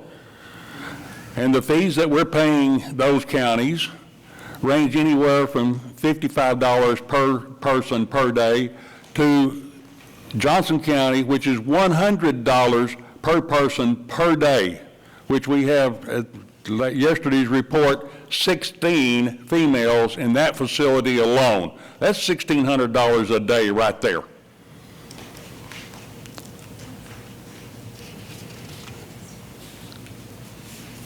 And it goes on to say how the county's supposed to pay for all of that, out of your tax dollars. Furthermore, Texas Commission on Jail Standards, I've already addressed this in previous court, and I'm going to address it again. April the 19th, 2023. Facilities needs analysis for Hood County. Bottom line is, therefore, they say right now we're at 66,000 plus in population. By 2030, they say we will be at 89,276 or more. That's a 20,000 plus increase in 6 years, folks. By 2040, 127,000 plus. That means we will double the population we are at today in 16 years. Not only do we have a jail issue, we have a total facilities issue that, in my opinion, is not being addressed at all. Because where are you going to put all these people? How are you going to have the infrastructure for all of these people? And yes, there's a direct correlation with the number of population that moves in to a county versus the number of population that's going to be part of the jail system. So if you've got those kind of numbers coming, and I will share that report with anybody that wants a copy. It's online. Not privately. It's on the sheriff's website if anybody wants to see it. You make your own conclusion of whether or not we need to either A, remodel an existing structure, add on to it, or build a new. Something's got to be done, folks. That's it. Anybody else have anything else they want to address? Yeah, as I said in one of the early workshops that I scheduled earlier this year, I think it was in March, at the end of that workshop, it was apparent that we had two paths that we needed to go down. One was remediation of the current jail. There's things that we need to do, and we've been discussing that. And a path forward on what do we do about adding capacity. Now, the report we got back at the beginning of the year for the 432-bed jail was estimated at $100 million. Now, I know $500,000 sounds like a lot of money, and it is a lot of money, but we could pay $500,000 a year for 200 years before we spent $100 million. I'm not saying that's what we're going to do. I just want to put that in perspective. We still have two paths to go down. I've scheduled several workshops to discuss this. We have now the facility needs assessment that was done in April. We have two paths to go down. We have to remediate the current jail because, as I've said, if we started digging today, the new jail's not going to be complete for 3 years. So we have to address both things. I don't feel like we're standing still. We have made progress. Almost every court, we've had something on the agenda related to either remediation of the current jail or a study for the new jail or a path forward. So I think it's really good news that we got the structural assessment back because now we have options that we can discuss and maybe not need to spend 100 million taxpayer dollars. I think there's hopefully, as we will continue forward, there is a less expensive option that will suit the needs of the county and the sheriff for the jail. That's all I have to say. Anybody else? Okay. No actions taken. Let's go to item number 6. Can we take a break real quick? Oh, yeah. We need to take a break. Will that be okay? What? Can we take a break? I'm going to have to get up and walk out of here if not. All right, we're going to take a 5-minute break. 10 minutes. Be back here at high noon. Calling the meeting back to order.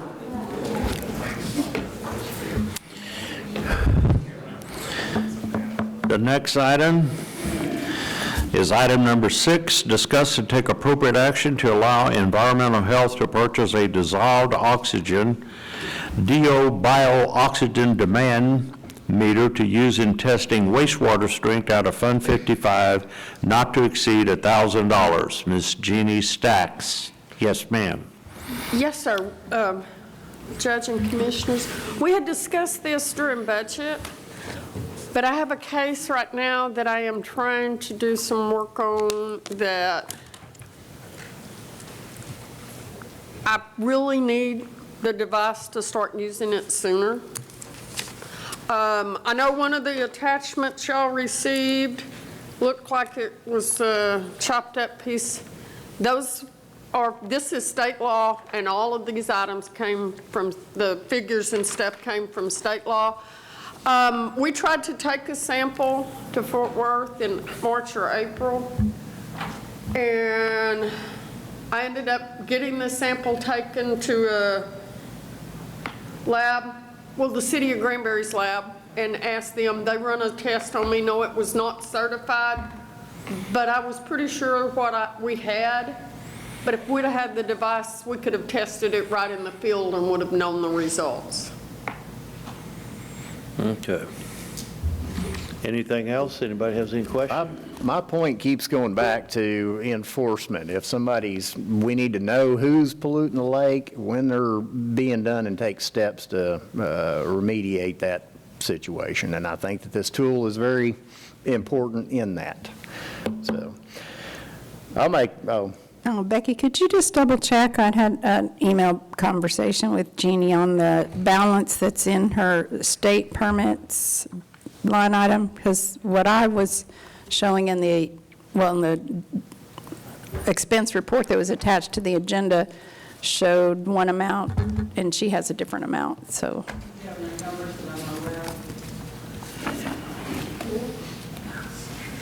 Did you have an encumbrance that I'm not aware of? Like something that you spent that hadn't been turned in yet? No, ma'am. Oh. It shows that my state permits, as of 6/30 of 2023, I had $1,310 left in my balance.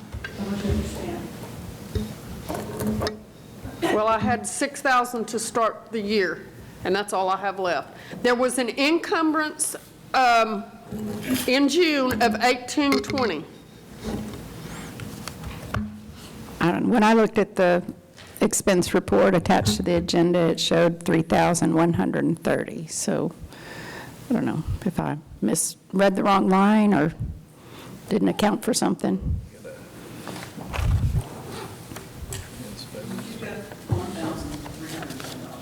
Okay. So I was just thinking that she already had the money available to do this without taking it out of Fund 55, but doesn't look like it. There is. Okay, thank you. So you're going to make a motion? Yep.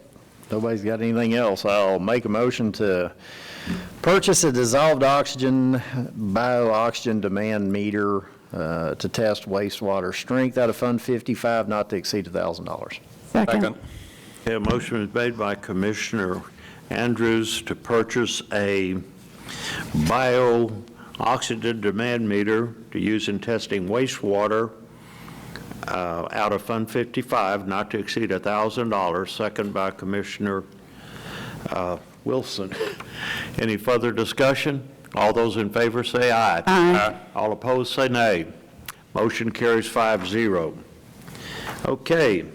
Our next item is item number 7, discuss and take appropriate action regarding the Lipan ISD interlocal project agreement dated December 28, 2021, between Hood County and Lipan ISD for payment from Lipan ISD to Hood County for work performed and forecast using Hood County material, personnel, and equipment. Commissioner Wilson. I put this on because December 28th, 2021, we had a interlocal agreement with the Lipan ISD to assist the following, creating a 198-foot by 60-foot building pad, approximately 500-foot by 16-foot road base with 2-course seal coat and relocation of 2 culverts for draining work. Some of the work has been completed, some of it has not. because of the ISD not completing what they need to do before we can finish that task. Part of the interlocal agreement called for payment by Lipan ISD of $29,971.83 prior to work commencing.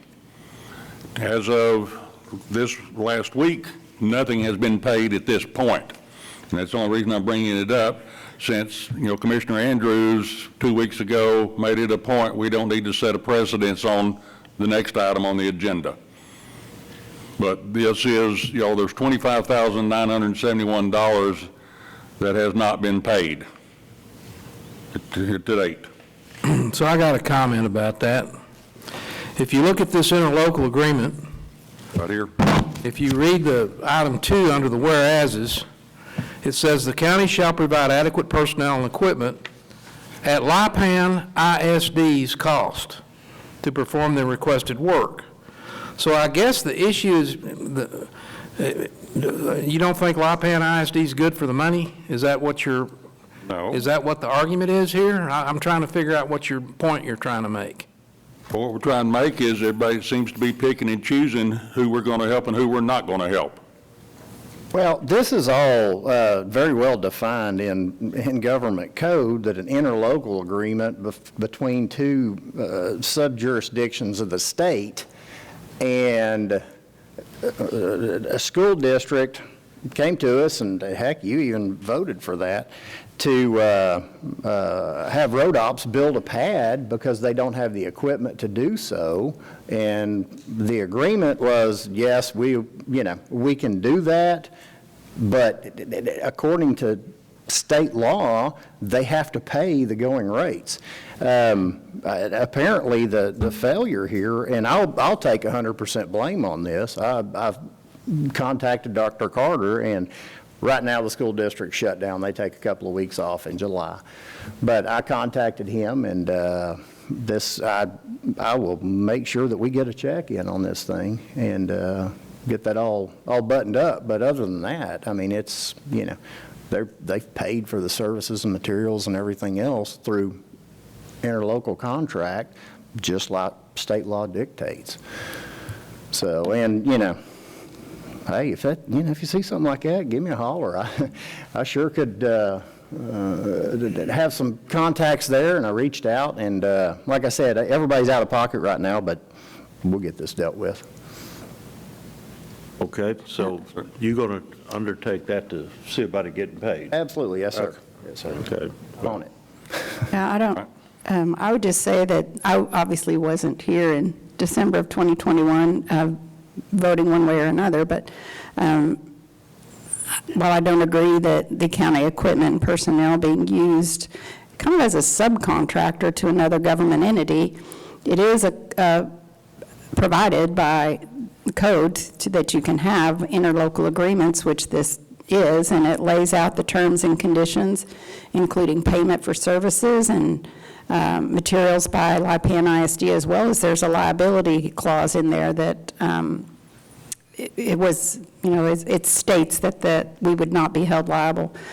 In my opinion, this does set a precedent that the county road crew is for hire, putting county road projects on the back burner. So had I been here, don't know that I would have voted for your project, but I wasn't. So. Well, I'd like to add that we have had our, just kind of in response to your comments, we've had joint meetings with the city, and actually we have discussed trying to do some things together to defray some expenses with roads or lots or what have you. So I'm not sure it's I'm not sure what kind of precedence you're setting when you're working with another government entity to kind of share expenses on something like that. But I mean, I hear your point, but I don't, we've even talked to the city about working together on Old Granbury Road, because we're going to need some sort of go around with 377 once they start ripping that up. And so we're going to have to work together with the city on that. And how do you do that if you don't have an interlocal agreement and agree to something? So that's just my comment. In this case, there was an agreement that laid out the terms and conditions and is very clear, so. Okay. All right, I think that's been discussed what we're going to do about that. So that's good. And that'll bring $25,000 in. So, okay. Next item, discuss and consider a request from the Acton Cemetery Board of Directors to place road-based material on the driving lanes within the Acton Cemetery to correct erosion errors and take appropriate action. Okay, I put this back on, as a result of it being tabled the last court. Acton Cemetery Board, come and requested, that, the county, spend less than a day with, their equipment and personnel, $187 worth of material to level out some of the roads that go through there. The Acton Cemetery holds in excess of 500 county military vets. It is not just a state park. That is the smallest state park. It is a small state park. But it is not the real issue. The issue is multiple families in this county utilize that cemetery. And like I said, there's over 500 vets in that cemetery right now. So, the minimal amount of work to go in and do the, repair of the roads, for that in support of the citizens of the county, not just my precinct, but the entire county, is why I put it back on. Any commissioners, anything to say? One other comment. We have used in other events and venues in the county, in the past using, county equipment and crew, such as at the reunion grounds and the rodeo grounds. So it's not, this is not a brand new request. It's not something that's has already been happening. Okay. Mr. Biggers, you signed up? I did. Thank you for the Mr. Judge. I appreciate that. So it was tabled, 613. Jack, you had it tabled from what we discussed the time. There was a lot of apprehension about doing this. So my question, just because they've done it at other times, does it make it right? Because somebody's been abusing county equipment 2 years ago, 5 years ago, 10 years ago? No, it's just not right. And the other question is, what if they have 350 vets buried in the cemetery? It's Toller Cemetery, got 35 vets. We're going to go out and do the Toller Cemetery? There's 30-plus cemeteries in this county. So we're going to keep doing these cemeteries, this, and then what's going to start next? Reunion grounds, this sort of thing. So it's a private, incorporated, nonprofit board is what it is. It is basically a development cemetery. And on their website, when you look at it, how they gain funds, it says, the maintenance of the cemetery is paid strictly through lot sales and internet fees and generous donations. So they solicit the public to do this. And people want to go out and visit their loved ones or whatever they want to do at a cemetery. So I took it upon myself to make 5 calls. Hey, Steve Biggers, Chairman of the GOP Party.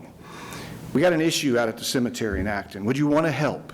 We need road base. We need a machine out there for 2 or 3 hours, something like that. Out of the 5 calls, 2 people said, sure, sure. That's the way it should be done. You can't come to the ATM of the county every time you want a special project. This can't be done, folks. It's not in your lane to bolster this private 501c3 that's doing good things. I go out there to their Texas Day thing they have. That's really cool. But we can't set this precedent. It was the same back in June. It's the same now. And if somebody wants to know who these 2 people are that'll help, I'll be glad to help. Thanks much. Anybody else, commissioners, have anything to say? Well, I asked Mr. Lenny if something had changed, since I'm the one who made the motion to table last time, if something had changed with this situation since the last time we talked about it, and had he determined that Hood County was responsible for these roads to maintain?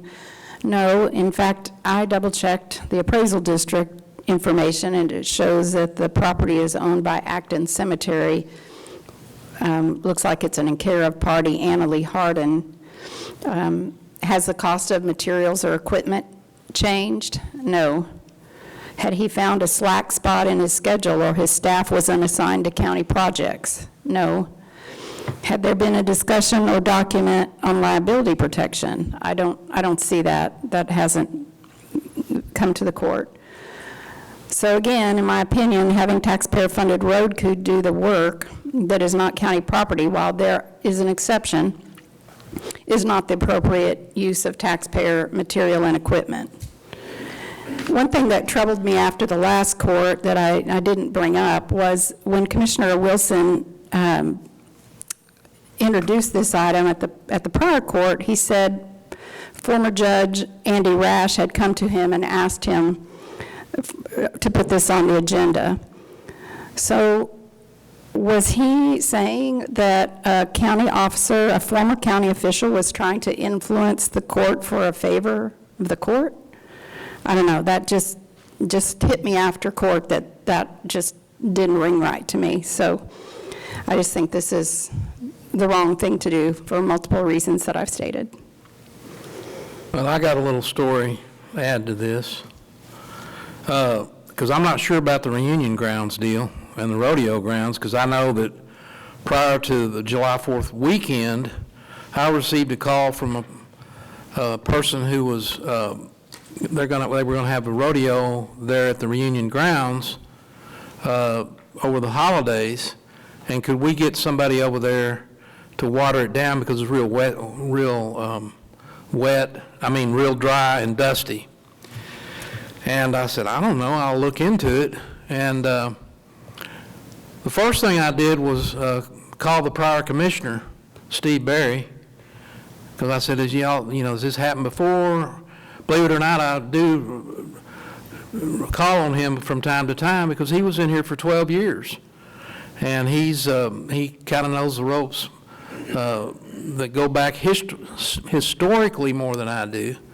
And he said, no, we don't. He said, but you can call Don Lenny and ask him. And I did that. And Don Lenny was like, no, we don't really do that. And I started reaching out, and I ended up calling, and I'm glad you're here, Mr. Hohan. I called Matt Hohan, the fire chief over at the city of Granbury, and he was more than gracious to say, I'll go over there and we'll water that arena down. So, yes, there is a precedence. I don't know what we've done over at the rodeo or the reunion grounds, but they don't belong to the county either. I didn't even realize that until not too long ago. But that's a private 501c3 that owns that reunion grounds and all the rodeo stuff. So, we didn't do I don't know of any history where, and it's in my precinct, so I don't know of any history where we've done anything at the reunion grounds since it's been privately owned. Just an aside there. But I'm not sure I see what the difference is from the last time this was on the agenda till now.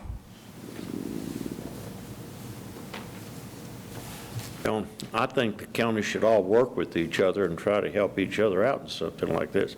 I mean, the amount of material and the amount of manpower on this particular project, where 500 vets about, what did you tell me was the material cost? $187 and some change. $187 and some change, and what, 5 men for half a day, or? 8 hours. 8 hours, or? A maximum of 8 hours is what. Maximum of 8 hours on the deal.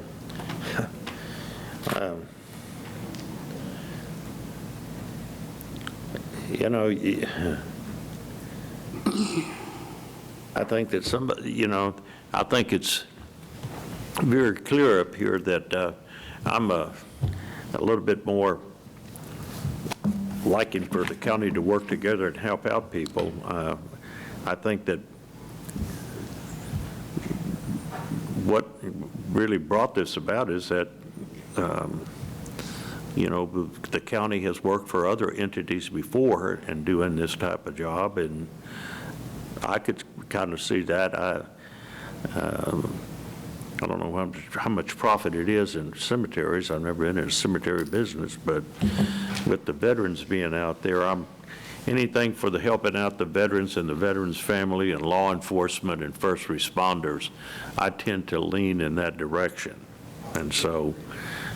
Well, and my concern, I was just going to sit here and shut up, but there are over 30 cemeteries in this county. We're going to be doing all the road work for all the cemeteries. I mean, that's enough struggle just keeping up with the roads and stuff. I'm not saying in any way that these aren't worthy causes. It's absolutely a worthy cause. These are good things, but this is not the county's place to take care of all this stuff. I think as an example, the intersection down there at Old Acton Highway and 4 down there, that was a cooperative effort between the state, the city, and the county. Yes, this is exactly the kind of interlocal thing, the cooperation that we need to do. I don't see that we need to get into the taking care of roads and cemeteries. I'm sorry, I just don't. Do I hear a motion? We'll go ahead and make the motion that we approve the request from Acton Cemetery Board of Directors to replace road base material on the driving lanes within Acton Cemetery to correct erosion areas and to take appropriate action by county road ops. I hear a second. I second it. Okay, we have a motion made by Commissioner Wilson to get the road ops to base and manpower to put the roads down for the Acton Cemetery. Motion made by Commissioner Wilson, second by County Judge Massengill. Any further discussion? All those in favor say aye. Aye. All those opposed? Nay. Okay. Motion fails by 3-2. Okay, that brings us to the consent agenda. Any of the commissioners wish to pull anything from the consent agenda? If not, do I hear a motion? I make the motion to accept the consent agenda as presented. Second. Motion been made by Commissioner Samuelson to accept the consent agenda, second by Commissioner Eagle. All those in favor, any other discussion? All those in favor say aye. Aye. Any opposed? Motion carries 5-0. Okay. This brings us down. Okay, so we're down here to road ops. Nothing from you, Miss. Oh, yes, the grinder. What we need here.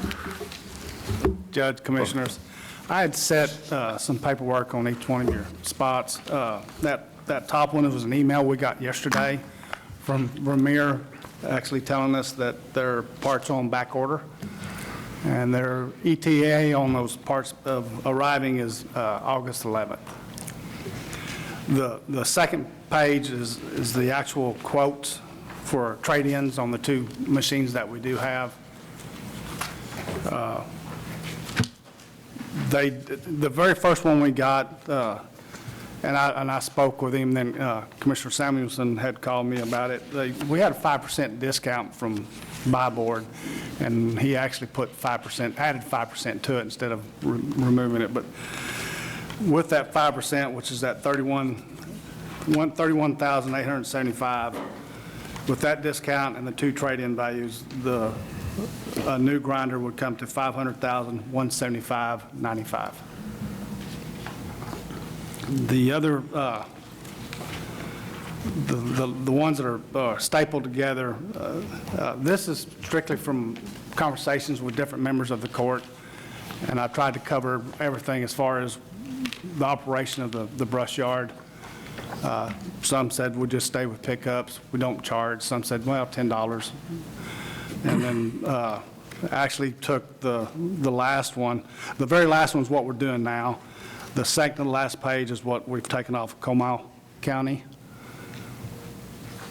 And actually skipped the $40 and anything that was over 18-foot trailer, which I can attest that an 18-foot trailer, the way they pile it up on those trailers is, yeah. Yep.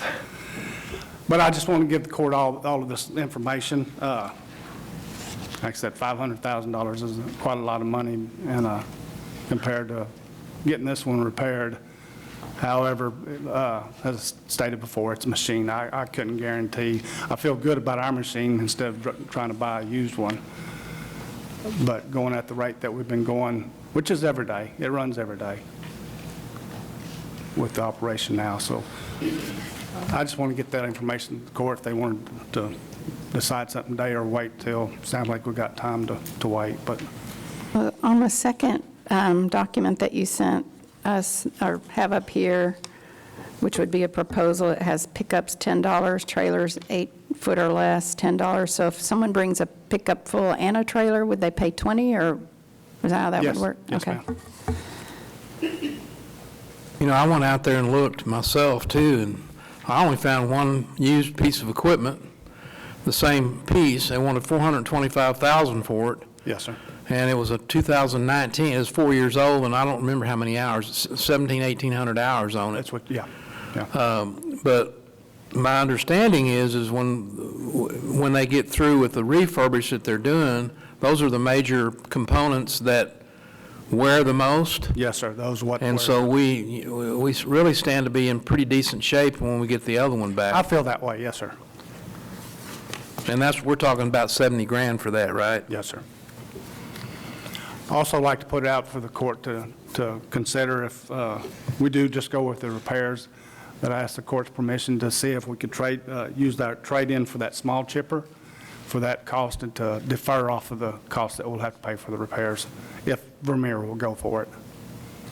They haven't given you a number yet for the small chipper? Did they Yes, give you a ma'am. trade-in? Okay. $22,950. Well, that's on a new one though, right? I mean, you think they'd give us that? I don't know. I mean, it'd be a nice try. Yeah, I mean, they stated that price, so I thought I'd. So the trade-in number for the small chipper, we don't know yet? Or what, the 22,000 is for the? Is the trade-in value for the small one. Okay, I thought he just said that seemed a lot low for a new one. No, what he's referring to, they probably gave us that price on buying the new one. Okay, on buying got the it. new one, which it could change. If they give us 22,000 for it upright, and we get our deal fixed for 70, and we're out 50, that'd be great, but I'm kind of like, if we don't buy the new one, they're probably going to give us $1,500 for it. You're probably right. You agree with that, right? Yeah, it's possible. What do you sell the mulch? Because I know there's because I've been approached already, people wanting to know when it's going to be open because they need to buy the mulch. What do you sell that for? We don't sell the mulch. You just give it? Yes, sir. Yes, sir. Okay. Why are if we're charging for them to bring it out there, why are we not, I'm just asking a question, why are we not charging them to, haul off the mulch? That's completely up to the court. The court in 2020 didn't go that route. I mean, it seems to me that would be a, possible revenue, for source also. You're absolutely right. Yes, sir. How much what's the amount of pickup that gets done? Is it, a dump truck a week, a dump truck a month, a 14-foot trailer a month, or what? What's the volume? You mean picking up mulch? Is that what you mean? People picking up mulch?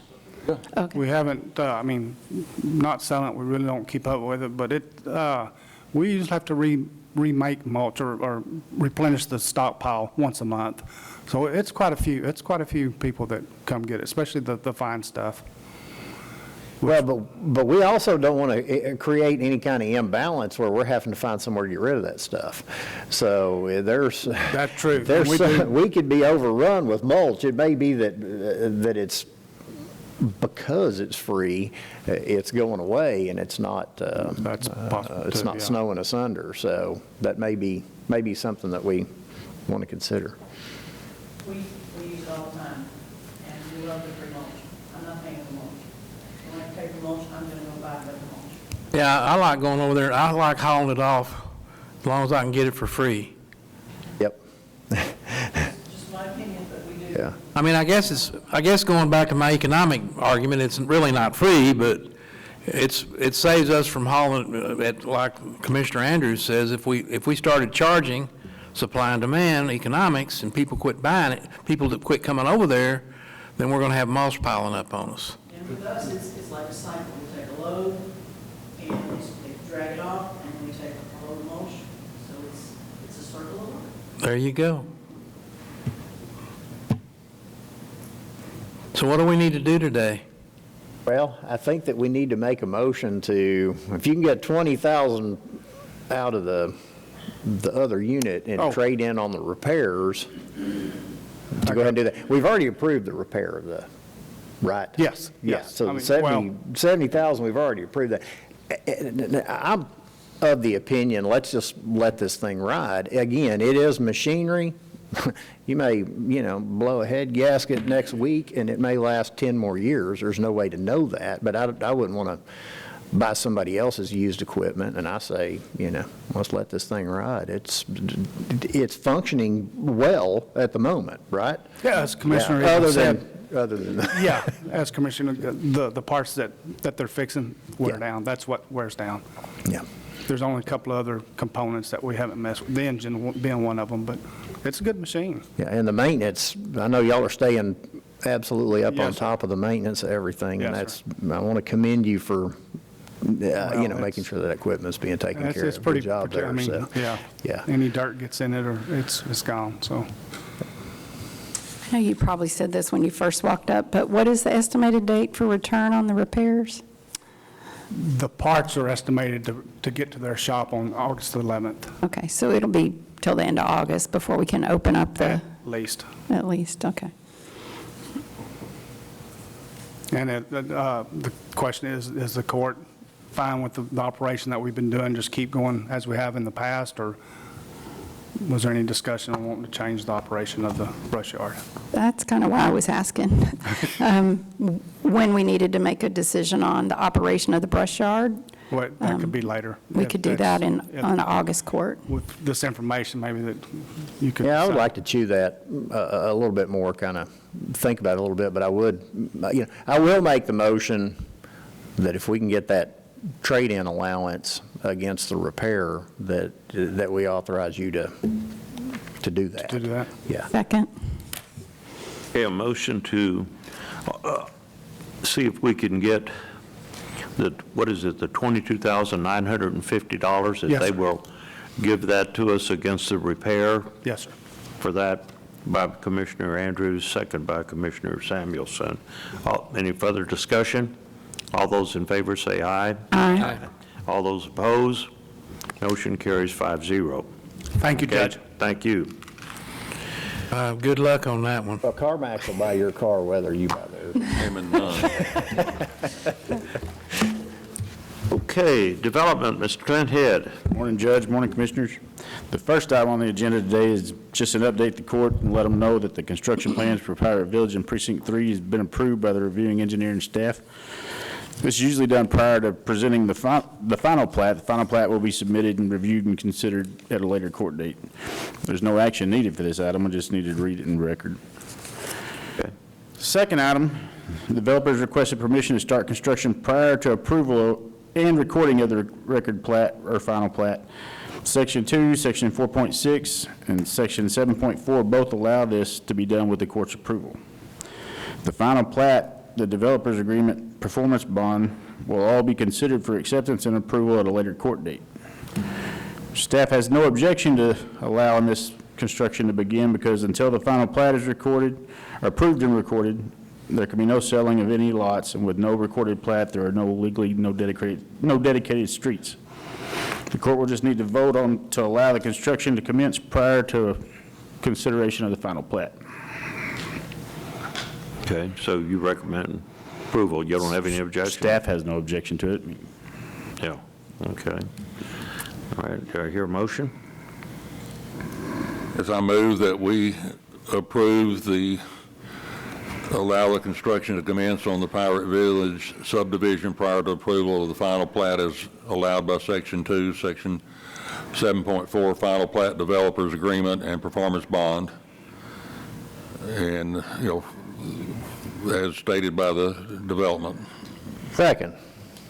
Motion been made by Commissioner Wilson, second by Commissioner Andrews, to allow the construction in accordance with the developers agreement and performance bond. Those will be accepted at a later date. Yeah. Okay. Any further discussion? All those in favor say aye. Aye. All opposed, say nay. Motion carries 5-0. Okay. Next. Well, the next two items are kind of same area but different things, so I guess there's no way to run them together. We have a preliminary plat of the ranches at Pecan Plantation to discuss and consider. This property is located in the undeveloped orchards in Pecan Plantation in the Water Quality District in Precinct 2. This subdivision will sit in both Hood County and Johnson County. It is a part of the James W. Moore Survey Abstract Number 344 of Hood County and a part of the James W. Moore Survey Abstract Number 1260 of Johnson County. The proposed lots will be served by AMUD water and on-site sewage facilities. The way these lots have been laid out, the county line will be the boundary line of the lots. There will be no portions of the lots that are cutting a piece of a lot like we've seen in other places. This preliminary plat is proposing to construct 4,302 linear feet of 6-inch concrete private streets with 762 linear feet of equestrian and walking trails. The preliminary plat proposes to create 28 lots in Hood County, with the smallest lot being 1.566 acres, with 4 lots greater than 1 acre but less than 2, 19 lots greater than 2 acres but less than 5, and 5 lots greater than 5 acres but less than 10. Staff has reviewed this preliminary plat. All comments have been addressed, and staff recommends approval as presented, but I got to say that we had a call from a constituent or a citizen out there in Pecan, and they were concerned about the entrance of this coming directly into facing their door and the headlights coming into their door, and the developer and the engineer and all them took it upon themselves to revise the plat so the road did not come out at the gentleman's door. So what y'all seen when I sent it to y'all in your packet is different than what came back in.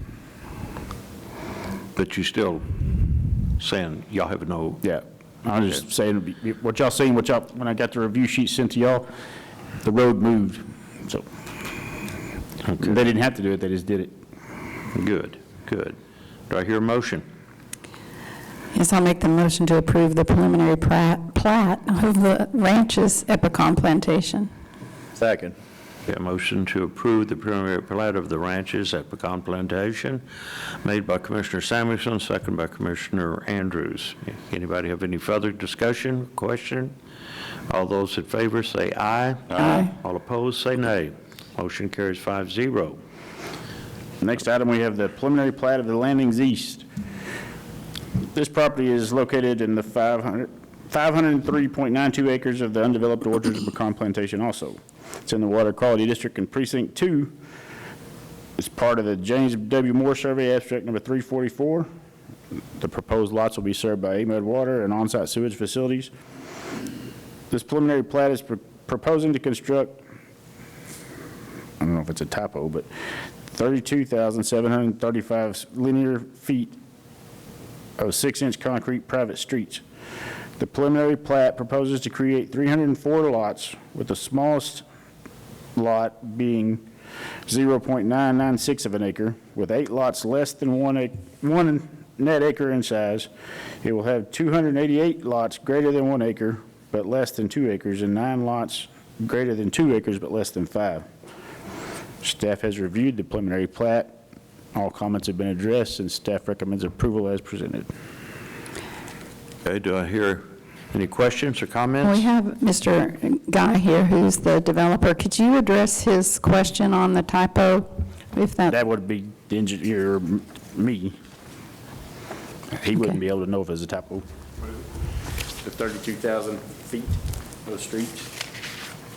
I have to go look at the plans, see what this is. 32,735. That's probably, yeah, that's pretty close, yeah.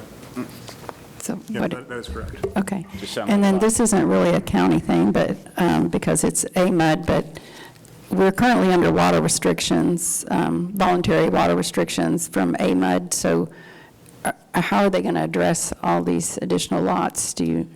Well, currently we are approved for the development and have a will serve letter from AMUD for all the properties. I know they currently have a water tower that they're in the middle of putting into play and actually starting construction probably here in the next 6 months. These lots will not come online for building for about 6 to 8 months for someone to start. So you're looking at a need for water for probably about a year to a year and a half from now, somewhere in that range. So with that, AMUD is confident that they can service the water even with what they have now. The water tower will serve as additional services for other stuff down the road. Okay, thank you. You bet. Any other question or comment? If not, do I hear a motion? Make the motion to approve the preliminary plat, I did it again, preliminary plat of the Landings East. Second. A motion made by Commissioner Samuelson to approve the preliminary plat of the Landings East, second by Commissioner Andrews. Any further discussion? All those in favor say aye. Aye. All opposed say nay. Motion carries 5-0. Next item. We have a final plat of Finney Acres, lots 1 through 3 in Block 1. This final plat is located at 2701 X.A. Meyer Road in Granbury. It is the subdividing of 11.05 acres tract that is a part of the R.M. Green Survey, abstract number 207 of Hood County. This property is located in the Road Corridor District in Precinct 4 and will be served by well and on-site sewage facilities. The smallest proposed lot is 3.17 acres and the largest is 4.19 acres. There are no streets proposed to be constructed with this final plat. All comments have been addressed. Staff recommends approval of the final plat as presented. Okay, any questions or comments, Mr. Head? If not, do I hear a motion? Yes, sir. Well, I'm going to make a motion to approve the final plat of Finney Acres as presented. Second. Motion been made by Commissioner Eagle to approve the final plat of the Finney Acres, second by Commissioner Andrews. Any further discussion? All those in favor say aye. Aye. All opposed say nay. Motion carries 5-0. Next item. The last item is a final plat of Gordon Acres, lots 1 through 4 in Block 1. This final plat is located at 7012 Villa Ridge Court in Granbury. It is the subdividing of the 10.01 acres tract that is a part of the J. Tandy Survey, abstract number 799, and part of the W. Howard Survey, abstract number 244 of Hood County. This property is located in the Road Corridor District and in Precinct 3 will be served by well and on-site sewage facilities. The smallest proposed lot is 2.006 acres and the largest is 2.894 acres. There are no streets proposed to be constructed with this final plat. All comments have been addressed. Staff recommends approval as presented. Okay. Any questions or comments, Mr. Head? If not, do I hear a motion? I move that we approve the final plat of Gordon Acres. Second. Motion been made by Commissioner Wilson to approve the final plat of Gordon Acres, second by Commissioner Eagle. Any further discussion or comment? If not, all those in favor say aye. Aye. All opposed say nay. Thank you. Motion carries 5-0. Thank you. Next item, consider certification of payment of invoices that appeared June 21st, 2023 to July 5th, 2023. Nanette is very happy to see me because I'm the last one on the agenda. Why do you say that? No, Just she's me? not. She likes being here. Just me? I'm not going Okay. Okay, your invoices for this quarter, $476,103.41. You've also been given a list of payments over $10,000. We have reviewed all the invoices and documents relating to this and recommend payment. Okay. Any question or comments to Ms. Kidd? If not, do I hear a motion to pay the bills? Yes, sir. I'll make that motion to pay the monthly, or the expenses of $476,103.41 as presented. Second. Okay. Did you second it? Motion been made by Commissioner Eagle to pay the bills as presented, second by Commissioner Samuelson. Any further discussion or comment? If not, all those in favor say aye. Aye. All those opposed say nay. Motion carries 5-0. Thank you very much. That is it, as adjourned, 1:45.